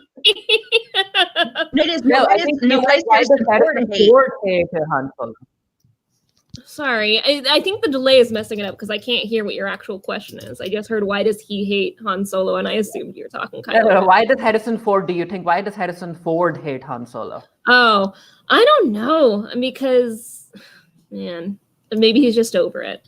Maybe he's not a nerd and he's tired of being surrounded by nerdy things now because of this career choice. I don't know. But before my movie, they had a trailer for a new Harrison Ford project. I don't know who produces it. I think it was Call of the Wild, but it felt very Disney, so maybe that's true. Oh, it is. You're right on the mark. The Call of the Wild. Oh my God. You don't know the Call of the Wild? No, I know it. I'm saying. Okay. I was gonna say I was like Jack London obsessed. I'm saying I did not know that they were making a new film and it starred Harrison Ford, and it felt very Disney. I don't know. Is Disney producing it? Because maybe there you go. All right, that I did not know, but yeah, it's more weird CGI animals. But like I do love that book so much, so I'm pretty excited for it. And it's Harrison Ford, like. Can't really go wrong with him, to be honest. Yeah. Okay. Another controversial moment: wasting Finn as a character. How do you feel from the Force Awakens to the Rise of Skywalker? How do you feel about Finn's character arc and growth? I don't necessarily. I wouldn't use the word wasted because I feel like that he had a lot of potential. I feel like. There were moments that were dropped. Like he kept saying that he needed to tell Rey something over and over again. And now we know that the thing he wanted to say was that he's force sensitive, but they never followed up on that. And like the force sensitivity, like could have been a huge thing. But I mean, I guess I can see the narrative choice of having it left open. I don't know. Like, I don't think he's wasted. I just think that there could have been more. I feel like they just beat that dead horse of like Finn needs to tell Rey something important, and then he never tells her anyway. It's like, why did you waste the added minutes of screen time and like just to not ever say it? Oh, we're gonna put my dynasty antenna and you keep it secrets? Okay. Then or Poe, I see you, sassy man. Yeah. John Boyega, I think, thought that Finn was going to become a Jedi. Aww. When the first movie came out. I did too, actually. Many fans thought that too, that we were going to get a Jedi who was a person of color be a main character in a new trilogy. And then it didn't happen. And yeah, John Boyega in a very recent interview said that he thinks that there was a lot that the movie or the script could have done with Finn, but they didn't do it. So I think he was waiting for, getting his own lightsaber or something. See, I agree with that. While I am hesitant to call it wasted, I do think there could have been more. And the interesting thing is that Force-sensitive Finn has had backing and has been speculated about since The Force Awakens, unlike Palpatine Rey, which had nothing. Like, this is how you write a story. Finn's reveal in the final film, while it didn't actually get as blatantly told, at least had backing and like little pieces throughout them all, or at least in The Force Awakens. I can't recall if there were any moments in The Last Jedi that kind of hinted at it, that it was going this direction, and then it just never quite gets there, and it's left open. And so, I don't know. Like, they had a good narrative structure, and then just went, meh.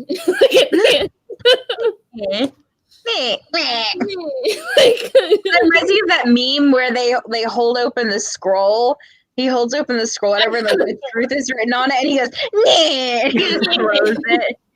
But like, that was interesting because you have two different narrative structures going. You have this thing that's hinted at, and then this thing that comes out of nowhere. And instead of the one that's hinted at since the beginning, we don't get that one. But the thing that comes out of nowhere, that's what we get instead. They're like, what?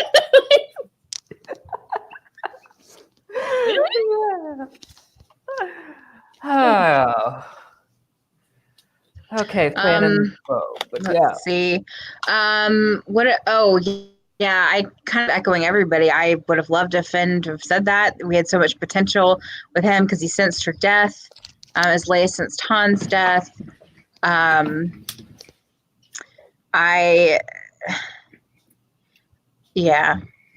Sorry, trying to prevent dog messes over here. Well, since Tara is back, I'm going to swap off because your girls drank a lot, so I'll be right back.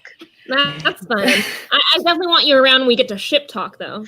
Yes, I will. Ship talking. All right, I will be right back. Anyone have anything to say before we get to ship talking? Because I want Becca here for that part. Well, I mean, I had already said, like, I love that Finn is force sensitive. I wasn't fond of the fact that they like refused to allow him to say the thing, but yeah, I mean, what was he going to say though? That he loves Poe? No. He was absolutely going to tell her that. Yeah, I know, right? He loves her. Yeah, he was They're married. They got Abrams specifically confirmed that he was going to tell her he was Force sensitive, but it's like I feel like Abrams only came out and said that because he knew that everybody figured it out. Like it was so freaking obvious. Yeah. But I don't know. Maybe this means that there's some sort of something in the future for Finn, like a Disney Plus thing or something like that. I think John Boyega has said that he's not going to do a Disney Plus show. Both John Boyega and Oscar. Oscar Isaac have said that they do not want to do Disney Plus, which But it's sucks. Disney. But it's Disney. They know how to persuade people. They pulled Harrison Ford back in. He's like, I'm done. And then there he was. So They must be throwing your money at them, guys. Come on. The moment Disney tells Oscar Isaac that they're going to do a Finn and Poe show, that's going to be queer. Oscar Isaac is going to drag John Boyega on set, and he's going to force him to shoot. Here, we're doing this. I guess we can kind of just wait a minute on the shippy stuff and mention that the queer rep moment, since we're on this anyway. Like, listen, like it was some sort of minor fan service to like, oh, people care about this, we should probably include it. So we'll have these two chicks kiss in the background. Like it was cool to see, just because I think like most people never expected that it would happen at all in a Star Wars movie. But it was I was specifically looking for it, pandering. like I said, and I didn't see it. And I knew it was in this scene. I knew what it was, and I was looking and never I didn't see it. It's so fast. It's fast, and it's like you can't really see either of their faces. So to be honest, like it was like those are two women. Like you have to like really not just be paying attention, but you have to like really see exactly what it is to know what it is, if that makes sense. Yeah, and like. And you can easily miss that moment if you're like talking to someone who's like sitting next to you. That moment's gone. You missed it. Yeah, and I saw it A big alone, moment. so I wasn't distracted by anything. It very much felt like what In the Game gave us, but a little more because there was like lips touching. Yeah, but it was two women and not two men. Yeah, it's true. It's a little safer as far as society is concerned. I'm just glad it wasn't an alien, because I thought that there was going to be a woman kissing a slug or something. It's a female slug, so it's super safe. Like, what is that trope called? Discount lesbians. Discount lesbians is the trope where you can have lesbians on screen, but one of them has to not be human, or they both have to not be human, and then it feels a little safer. It's stupid, but anyway. At least we didn't have that problem here. Thank you, Disney. At least it was a character that we were kind of familiar with because she was in the previous movie. Yeah. What are we talking about? The lesbian kiss. We're talking gay. The amazing lesbian kiss that lasted for 10 minutes. But now that you're back, are we ready to dive into ship talk? Okay. Like Palpatine, Becca like Palpatine. Oh, lightning.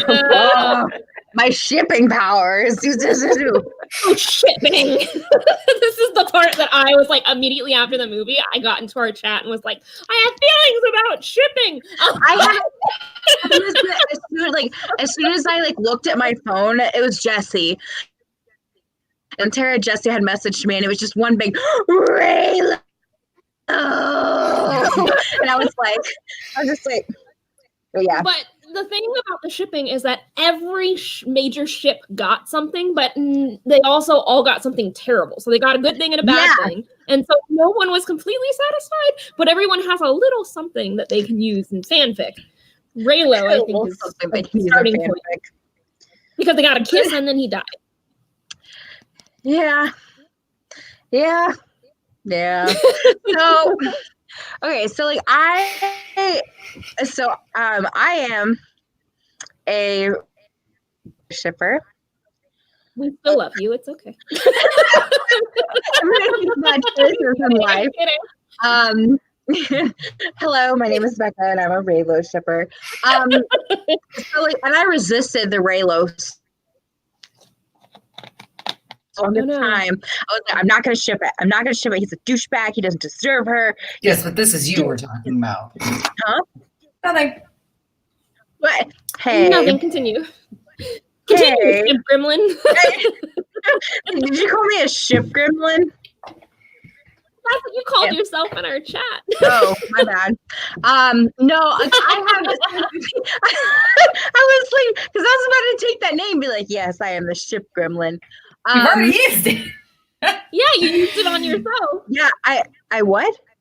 You used it in the chat room. You called yourself a ship gremlin. I know, but I forgot that I called myself a ship gremlin. And so I was like, I'm going to use that.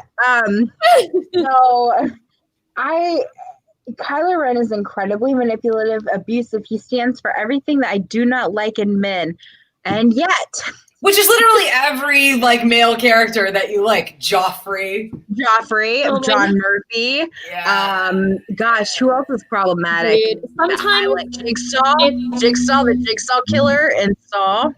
It's okay to like problematic shipping. I am a hanagram shipper. That's probably the worst ship you can imagine. So I don't. So I'm kind of, it's kind of like a cautious shipping, but I do ship Reylo. However, I did not like the kiss.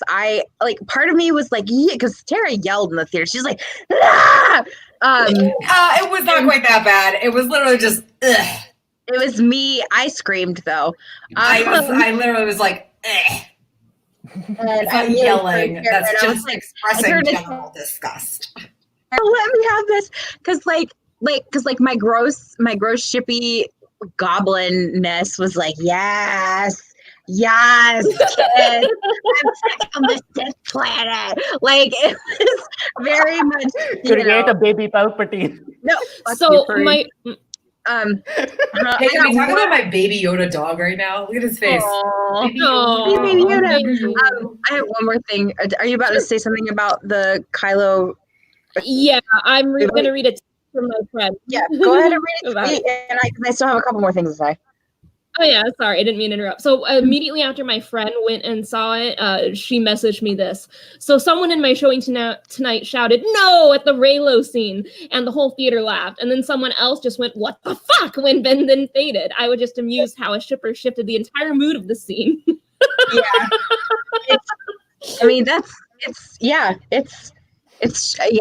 It happens, man. But my opinion was kind of like, I think Daisy Ridley and Adam Driver had really good chemistry. I feel like the shirtless scene was unnecessary in The Last Jedi because he looked weird. But because of the pants, not because Adam Driver looks weird. Adam Driver is hot. He is? But shut up, Fareed. I'm not talking to you. Let me be a goblin. Dang. That's my ship thing. And that they should have let the kiss out. I do. I feel like that him crying, holding her body, healing her, then locking eyes, and then he fades away would have been so much better. I feel like that would have been better. Like, I feel like that if he had lived, then maybe there had been a kiss. But I feel like that, and they could have built up to that. But I feel like the kiss was weird and unnecessary. But part of me also was like, yes, it's been consummated. And so I mean that's just kind of how I felt about that. And it's complicated. It's really complicated because like he is a terrible, horrible person. I mean, and the whole woman to fix him kind of thing. I mean, he did what he had to do. He healed Rey, and then he died. Thank you. And goodbye. Yeah, he healed and died. And and everybody wants him to live. Everybody wanted him to have this full redemption. But that was his redemption, was throwing his lights. As far his pride. As far as fanfic goes, Reylo shippers are going to have the hardest time sticking to canon. They have to go AU, alternate universe. I'm going to go AU. I don't care. I'm going to go AU. You can have a relationship with a Force ghost, right? Ooh, Force ghost sex. I Do you know mean, how- have We we can do it all in the seen theater. the movie Ghost? Yeah. Wait, that's the crossover I never knew I wanted. I want somebody to write Reylo's fanfic. pottery scene. Yeah, exactly. But not pottery, like where he's like leading her to sculpt her lightsaber or something. No, actually, don't do that. That's Or bad. designing a new drone. like years and years and years ago. A droid. I- Listen, designing a new and droid I want to be together. very clear. Like, my issue with a Rey Kylo ship isn't that he isn't not. It's not that he's problematic. Like, I've had some problematic ships, San. It happens. But like it happens to all of us who ship at some point in our lives. But like my problem with the Reylo thing is that I just wanted there to not be. I just didn't want Rey to have any sort of romantic interest. I didn't want Finn to be her interest either. I wanted her to be. She didn't need that. She didn't need that kiss at the end. She didn't. There didn't need to be that kind of anything. Like, can we please, for fuck's sake, get a goddamn movie where there is a female character, a lead female character, who doesn't like have a relationship, please? Because like in blockbuster films, I know we get them otherwise, but like in big blockbuster films, there's always a relationship. Fucking Oh my god, Black Widow. Thank you. That's exactly who I was looking for. I was going to say Scarlet Witch. We're on the same page. Scarlet Witch works too, but like Black Widow is the one. Like you force her in with Hulk. You know, like the Cap stuff. I was kind of like, this is fun, but I feel like this could just be like her trying to teach him some things. You know, but then like they force her in with Hulk. Like again, like can we please just get a blockbuster franchise where there is a like lead or lead-ish female character who doesn't have to have a relationship with somebody? And yes, I know it was just a kiss, but that's the point. Like, so clearly that's like, oh, we got to lead up to this. We got to lead up to this. No, you didn't. You didn't need to lead up to this. A lot of fanfic has taken the asexual, aromantic like lean with Rey, and I really liked that headcanoning. So I'm in favor of that too, because ace representation is not something we get. So I have a lot of like headcanons for Rey. Like one is Reylo. One is that Rey is a romantic asexual. Like I have a lot of headcanons for Rey.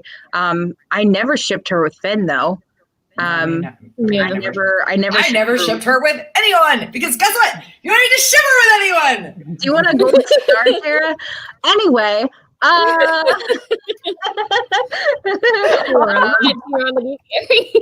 what? I said ship war live here. On I was gonna say something else about. Oh, I don't remember now. I don't know. I have a lot of really weird. Oh, the Force Ghost thing. I read a fanfic years ago. Like I'm talking years ago, and it was set.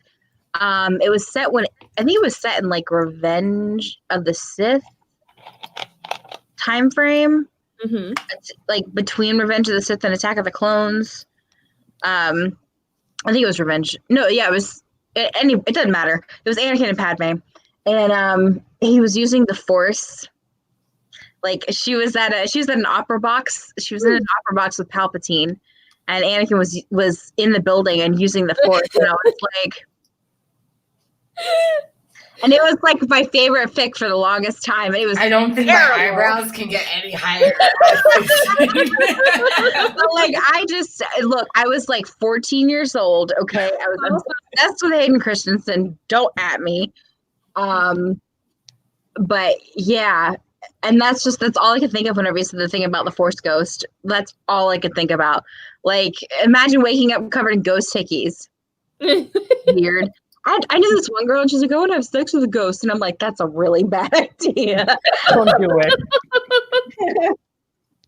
Anything else on Reylo? Oh, please, God, no. We have like 2 other ships to talk about. Finpo. Finpo. We've covered Finpo kind of. Doesn't happen, doesn't become canon. Oscar Isaac wanted it to become canon, but as far as getting something, we did get a lot of moments.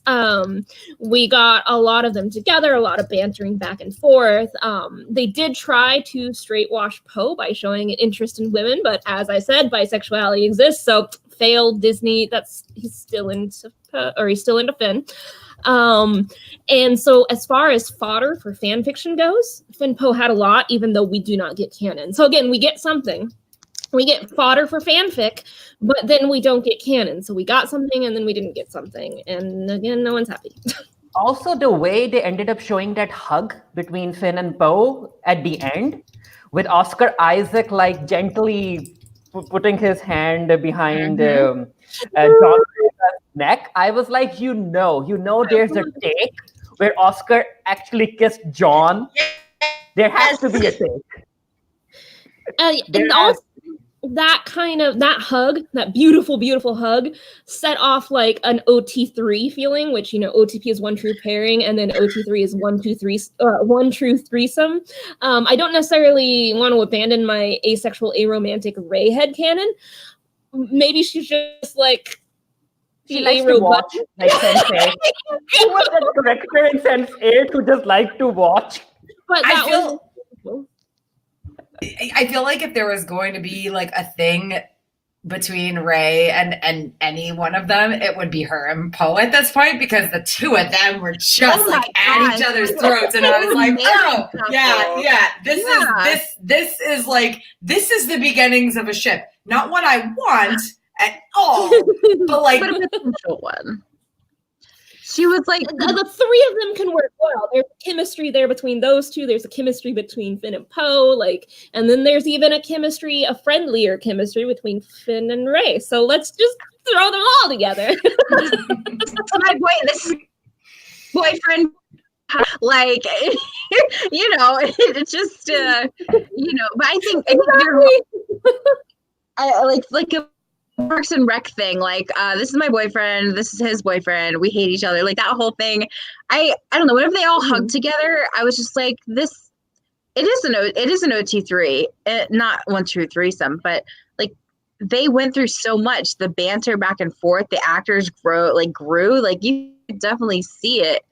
And and again, I think that the Rey Kylo kiss kind of discounts the whole friendship message. In the original Star Wars, that anyone can have. Sorry. No, seriously, they're the wolf pack. Oh my God. They are, though. But in original Star Wars, it's kind of like, the Leia and Han thing is set up way more, and it's not even just set up. It's kind of just, I don't know, even the dialogue and everything obviously helps it, but they're clearly set up to be together. And I feel like these movies, I didn't even really see the Rey Kylo stuff as a setup for them to end up kissing in the end. I think it was, I don't know, Rey is just not that character. I don't know.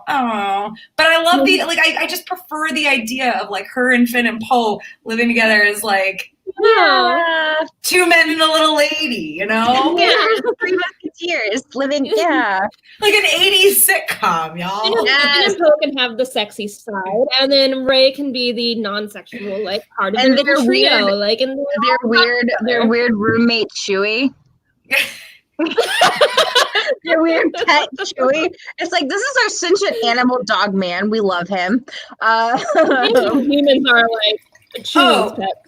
Yeah. First of all, let's be real. Chewie is his own person, quote unquote, and not anybody's pet. But also, I do really love. I love that BB-8 is Poe's droid, but somehow just ends up being with Rey all the time, because it kind of reminds me of my trader pets. And how they're mine, and in the end they'll always come back to me. But when my friend Lauren is here, my dog Ellie is I'm gonna cozy up on Lauren. And when Wendy was still alive, she was obsessed with my significant other at the time, Brian. Like, it's very much like I don't know. The droids, if anything, are the pets of these movies. So They are. That's an amusing comparison to me, is like watching, like knowing that BB-8 will always go back to Finn for sure, but like also he's clearly like just about Rey, and it's like, oh, so that's like every pet I've had with one of my friends or significant others. Traitorous little bastards. So anyway, Kylux. Oh God, Kylux. So they're dead. Both of them are dead, but as far as fanfic goes, there is so much for those angsty shippers, because let's be real, that ship is angst and drama, and like It really is. It is a hate ship. It is about these two guys that have like this hatred between each other, and that is what drives like the ship. So we got that because Hux ended up being the traitor, and so which was so not shocking. Was anybody super shocked by that, by the way? Not really. My brother turned to me, and he, during the movie when we were watching it, and he goes, "Imagine being that petty," and I was like, "Oh." But like, as far as shippers go, they got so much fodder for some angst and drama. Like, yes, time, guys. It's not my ship, but I appreciate it. Yeah, they did, and also like, I mean, I feel like Hux's end just being like, "Pachow," shot in the chest, like, come on. Yeah. I liked Hux. I liked him being a whiny ass. He was a whiny ass little brat, and like I feel like he should have gotten a better ending than just being out like offed by like this dude, They like didn't even have to kill I'm him. following Palpatine's prisoner. They could have kept him as a prisoner. They kept Chewbacca as a prisoner. I mean, I guess like really it wasn't like Hux was going to be redeemed, because he outright said like, I'm only doing this because I want to screw Kylo. Like, I just don't want that asshole. We know that he wants to screw And Kylo. also, like, how many people do you know? Like, that's why they do the shitty things they do, is because they just want to screw over somebody they hate, not because they actually like. I don't care if the good guys win. I don't care if the bad guys win. I just don't want you to win. Like, Yeah, that's literally like shitty people everywhere. I mean, Kylo, God, Hux got demoted. His base was destroyed. His planet was destroyed. His name was destroyed. And I mean, yeah, He died. His boyfriend died. Everyone. Him and Kylo probably got some good stuff in before that happened, right? yes, some hate. Yeah, they did. Yes. Who's the top and who's the bottom, Fareed? No, I need to know. I'm asking you, who's the top and who's the bottom? It tears eyebrows. Shit, no, I honestly, I was about to say Hux is obviously the bottom, but then He is. No, Kylo's the bottom. Kylo is actually also a bottom. So what if they're both bottoms? Oh my God! How does that work? There's this comic. There's this comic, and it's two girls sitting on a bed, and they're both like this, and then the tagline is, and they were both bottoms, and the girls go, and I'm just like, I can. I'm sorry, Angel. Like, this is a conversation we have often on the Bitching Dead about characters being tops or bottoms. So you've walked into this just shitstorm. I haven't mentioned Bottoms, and that's why they are angry at each other. Yeah, right? Yeah, They're because both neither of them will take although headcanon that sometimes Kylo uses his force thing to shut Hux up. No. Headcanon that they both decided to flip a coin. Heads would be, if it's head, Lux would be the bottom, and if it's tail, Kylo would be the bottom. But whenever it's Kylo's turn to be the bottom, like the top, Kylo uses his force to flip the coin over. Kylo is the bottom, but that's the thing, like Kylo is the bottom who doesn't know he's a bottom. Like, he thinks he's a top. Bottoms like that. I have so many bottoms like that. Anyway. Look, the look on Stephanie's face. We're not sorry. We're not going to apologize for this.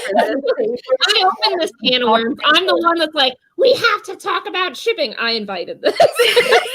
That's why Kylo's lightsaber isn't stable, because he doesn't know what he is. He's so conflicted. Oh my gosh. Kyber crystals know about your top and bottom tendencies. You.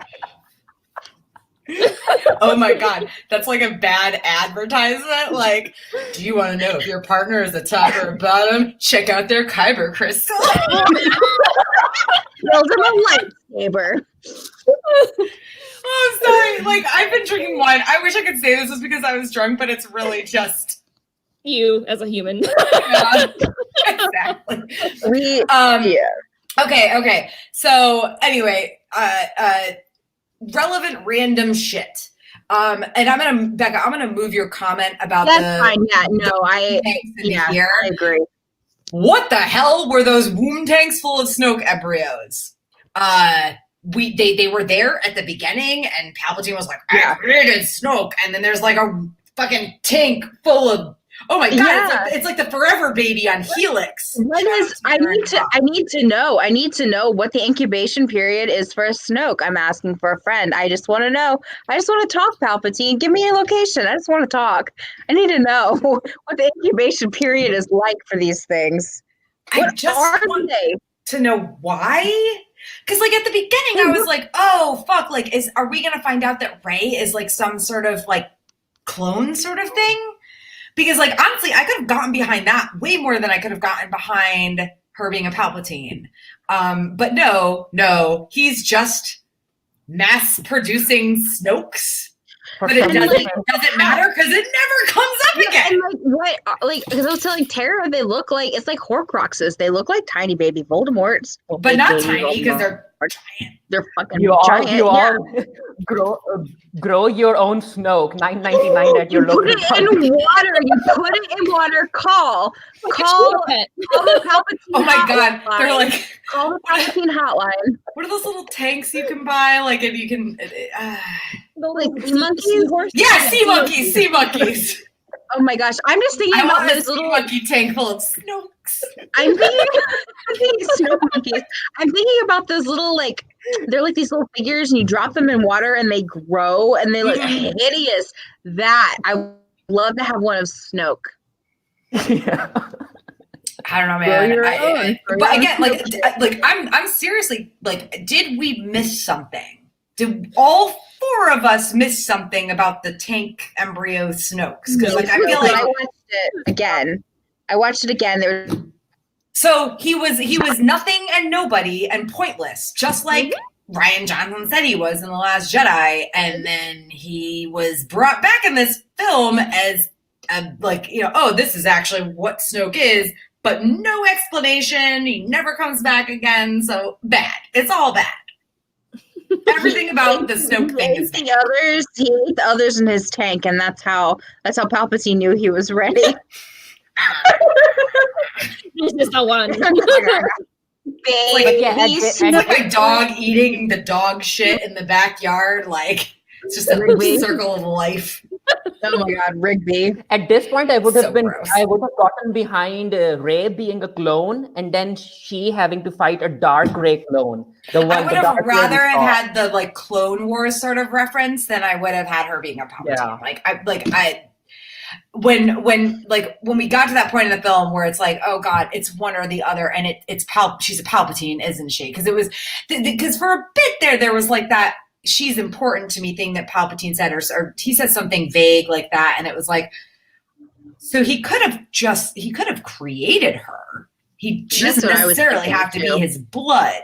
And I'm not even saying I was literally like, it's clearly one of them. It could be one or the other. I would rather have had her been a clone. Yeah. Period. Yeah. Or just I don't even know who she would have been a clone of, but like a youngling that he was.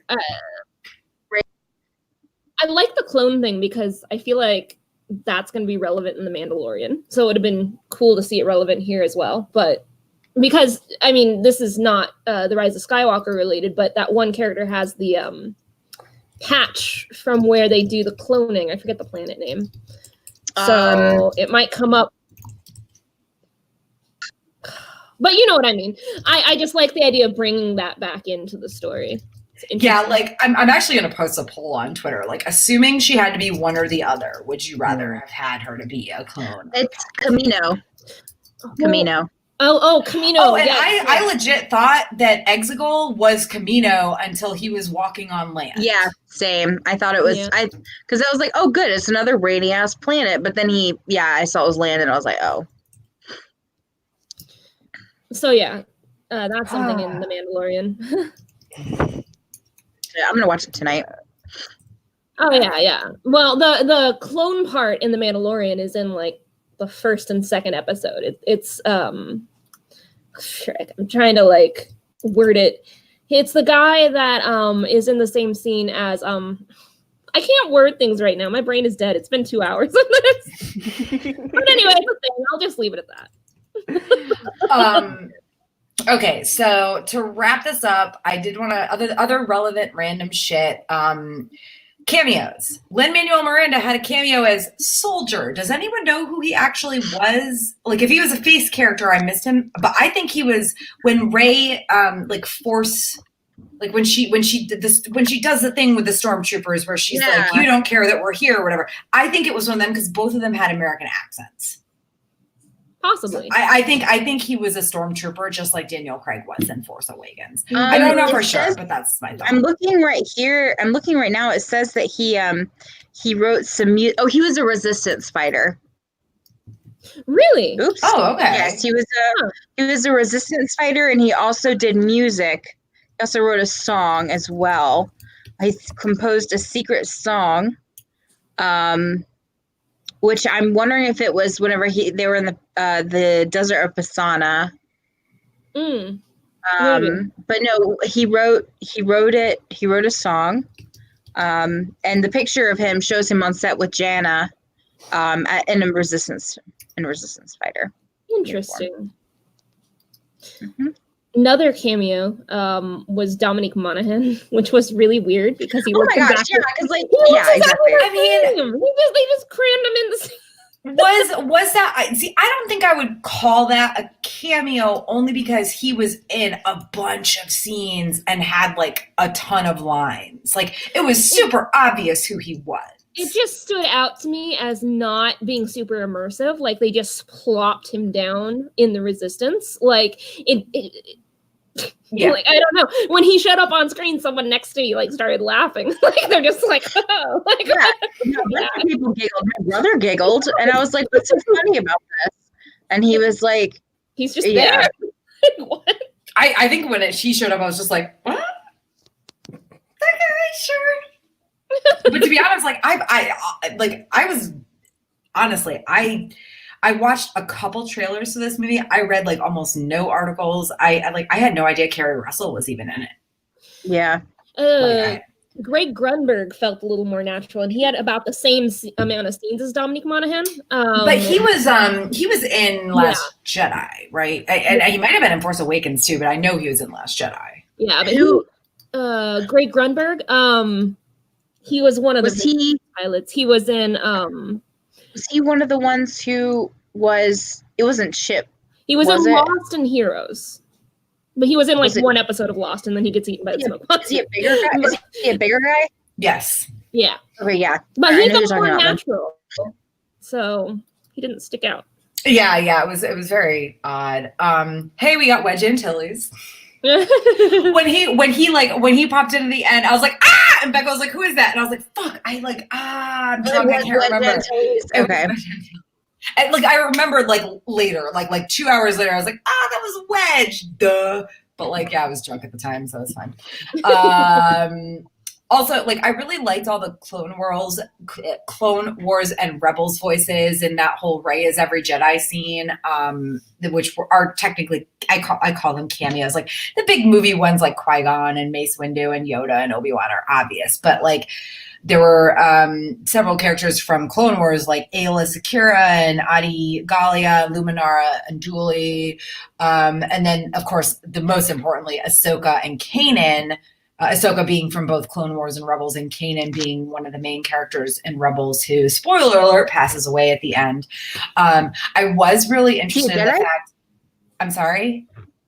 He was a Jedi. That's right. Yes. And Kanan, as a Jedi, trained Ezra Bridger. So I would count Ezra as a Jedi. And I looked it up because I heard Kanan's voice. I heard Ahsoka's. I looked up some of the other ones because I was like, those sound familiar, but I can't, remember like Ayla Secura and whatever. I was like, was Ezra in there? And he wasn't, which is really interesting to me because I would assume that means he's still alive in this timeline. I mean, he was young. He was very young. He was 14 just before the rebellion was formed. So he would be, I think, Leia and Luke's age. Maybe no, shoot. At the Death Star attack, he couldn't have been more than 16. So he was probably a little younger, a couple years younger than Luke and Leia. So and he did survive Rebels, technically, you don't see him die. So I'm kind of oh, where, Ezra's, I'm assuming this means he's still alive. Does this mean we might get something more? Oh my God, he could appear in The Mandalorian because it's also Dave Filoni. Ah! And they're also doing a new animated show for Disney Plus. I just really, really love Rebels. I'm not a big Clone Wars fan. I thought the show as a whole was kind of, it was all right. Star Wars was cool. See, I haven't seen Rebels yet, and I watched Clone Wars. I actually I still have a half season left of Clone Wars, so I'm not quite to the end. But I haven't seen Rebels yet. So Clone Wars is a bit rough, if you ask me. But I hear John Williams was a bartender, according to Dan, who writes for the Geekiary.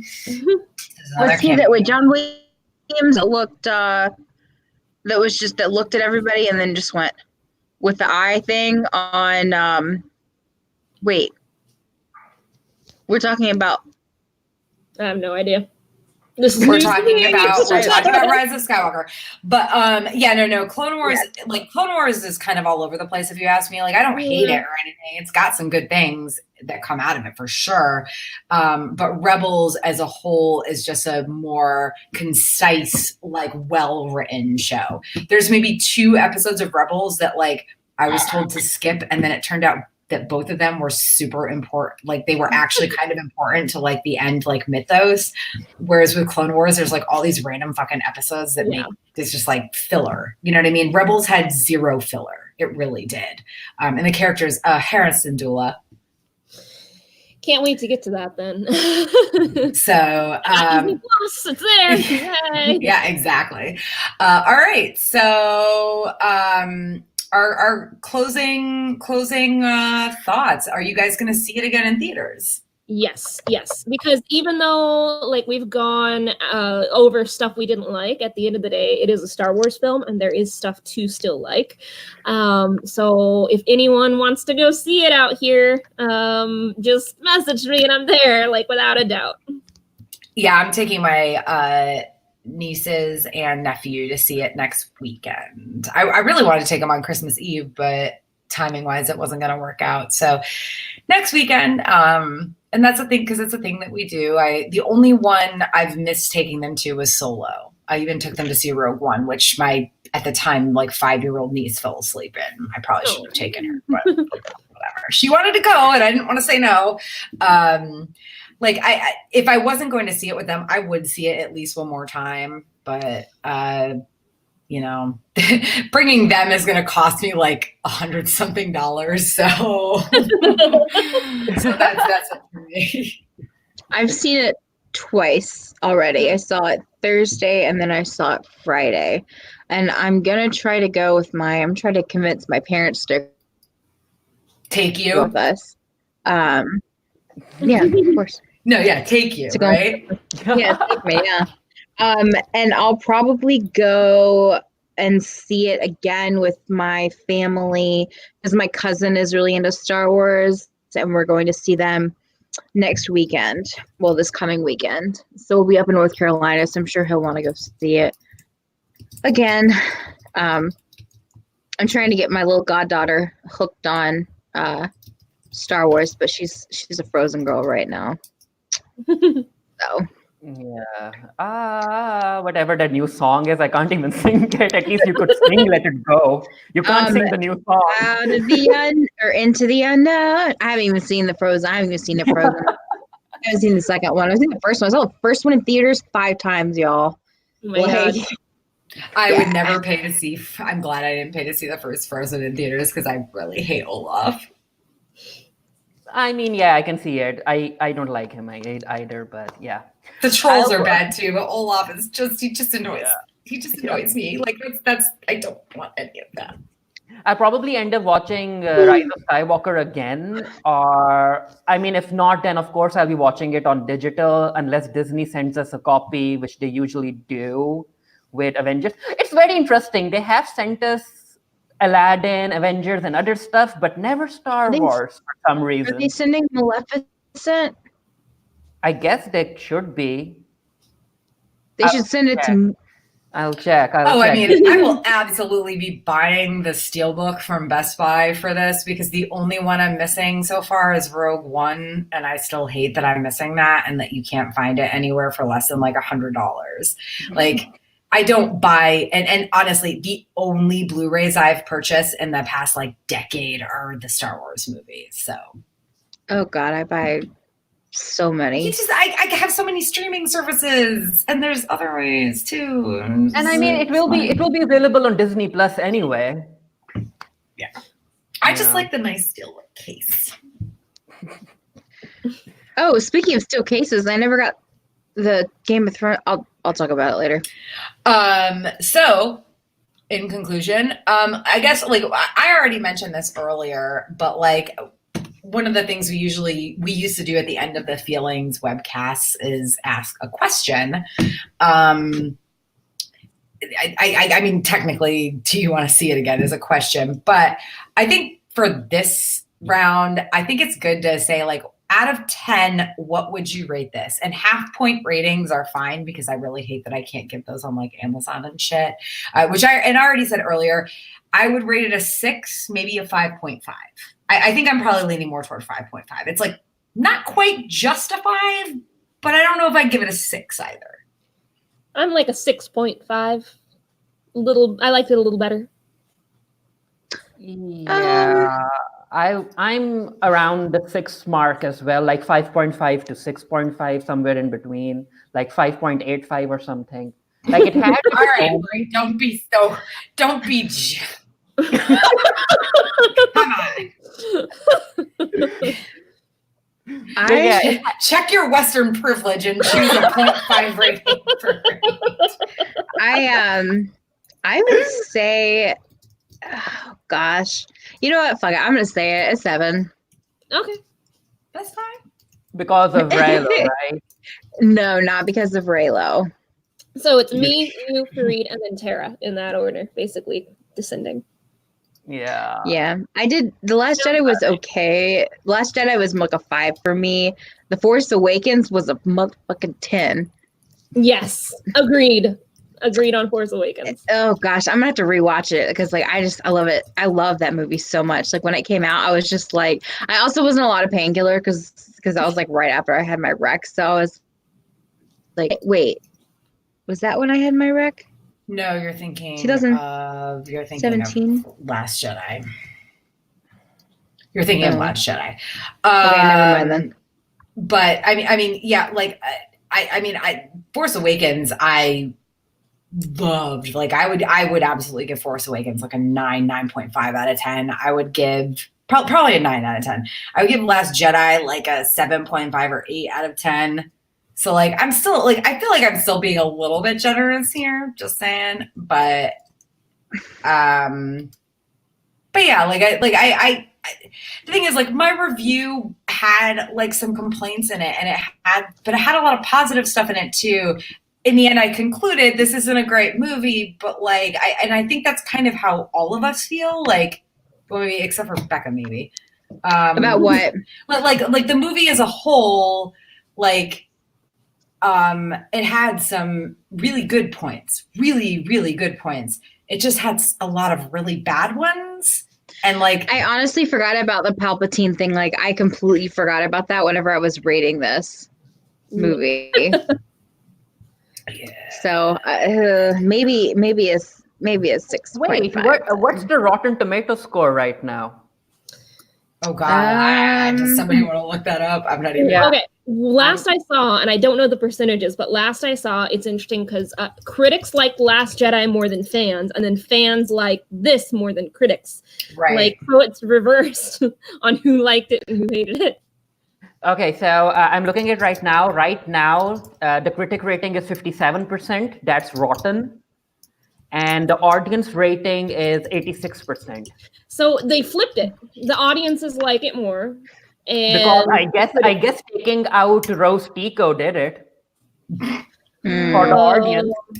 I like The Last Jedi a little bit more. Like that, whereas this one was 6.5-ish. Last Jedi was like 7, maybe. Or well, I mean, if we're gonna I haven't watched these movies in a while. I need to rewatch. 6.8. You're gonna make Tara's head explode.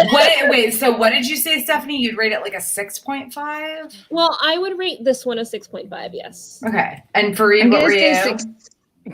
5.85. My I'm God. gonna say a 6.5 for me as well because I forgot about the Palpatine thing briefly. That's how much I struck Fareed, that do from you my want memory. me to give you a 5.5 or a 6? 5.5. Okay. Okay. Thank you very much. you like it could have gone with 6 and but now we've honestly with 4 of us, we've got 2 5.5s and 2 6.5s, so that's a 6 average rating. Yep. So it's like a serviceable movie. You can watch it. You will enjoy certain moments, but as a whole, it's not a good movie. Yeah. As a whole, it's an entertaining movie. It's just oddly entertaining, you know? Do I really want this? I don't know. The whole time you're oh my God, it's like an abusive relationship. Do I want this? I'm not sure. But I gotta sit through it anyway. Jesus. Dan just wrote that The Last Jedi, the critic score was 91%, and the audience score was 43%. See, it flipped. It flipped. Because they took out Rose Tico, y'all. I'm telling you. What was so wrong with Don't go there. I know. Don't go there, Sarah. All right. We are at 2 hours and nearly 20 minutes for this. So let's wrap this up. Thank you for joining us. I am Tara, along with Angel, Becca, and Fareed. Again, thank you for listening to us talk about Star Wars, the Rise of Skywalker. Star Wars Episode 9, very specifically Rise of Skywalker, for over 2 hours. And thank you for joining us for Feelings with the Geekiary. Remember, we are a free webcast run off donations from viewers like you. Thank you for contributing to our host site if you do so. And we will see you. Well, we don't know. Feelings are things that come up unexpectedly. So you never know when you're going to see us again, but thank you for joining us.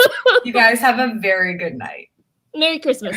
Yes, and happy holidays. Merry Happy New Year. Happy Hanukkah. Today's first day of Hanukkah. Happy Hanukkah. Happy solstice. Bye.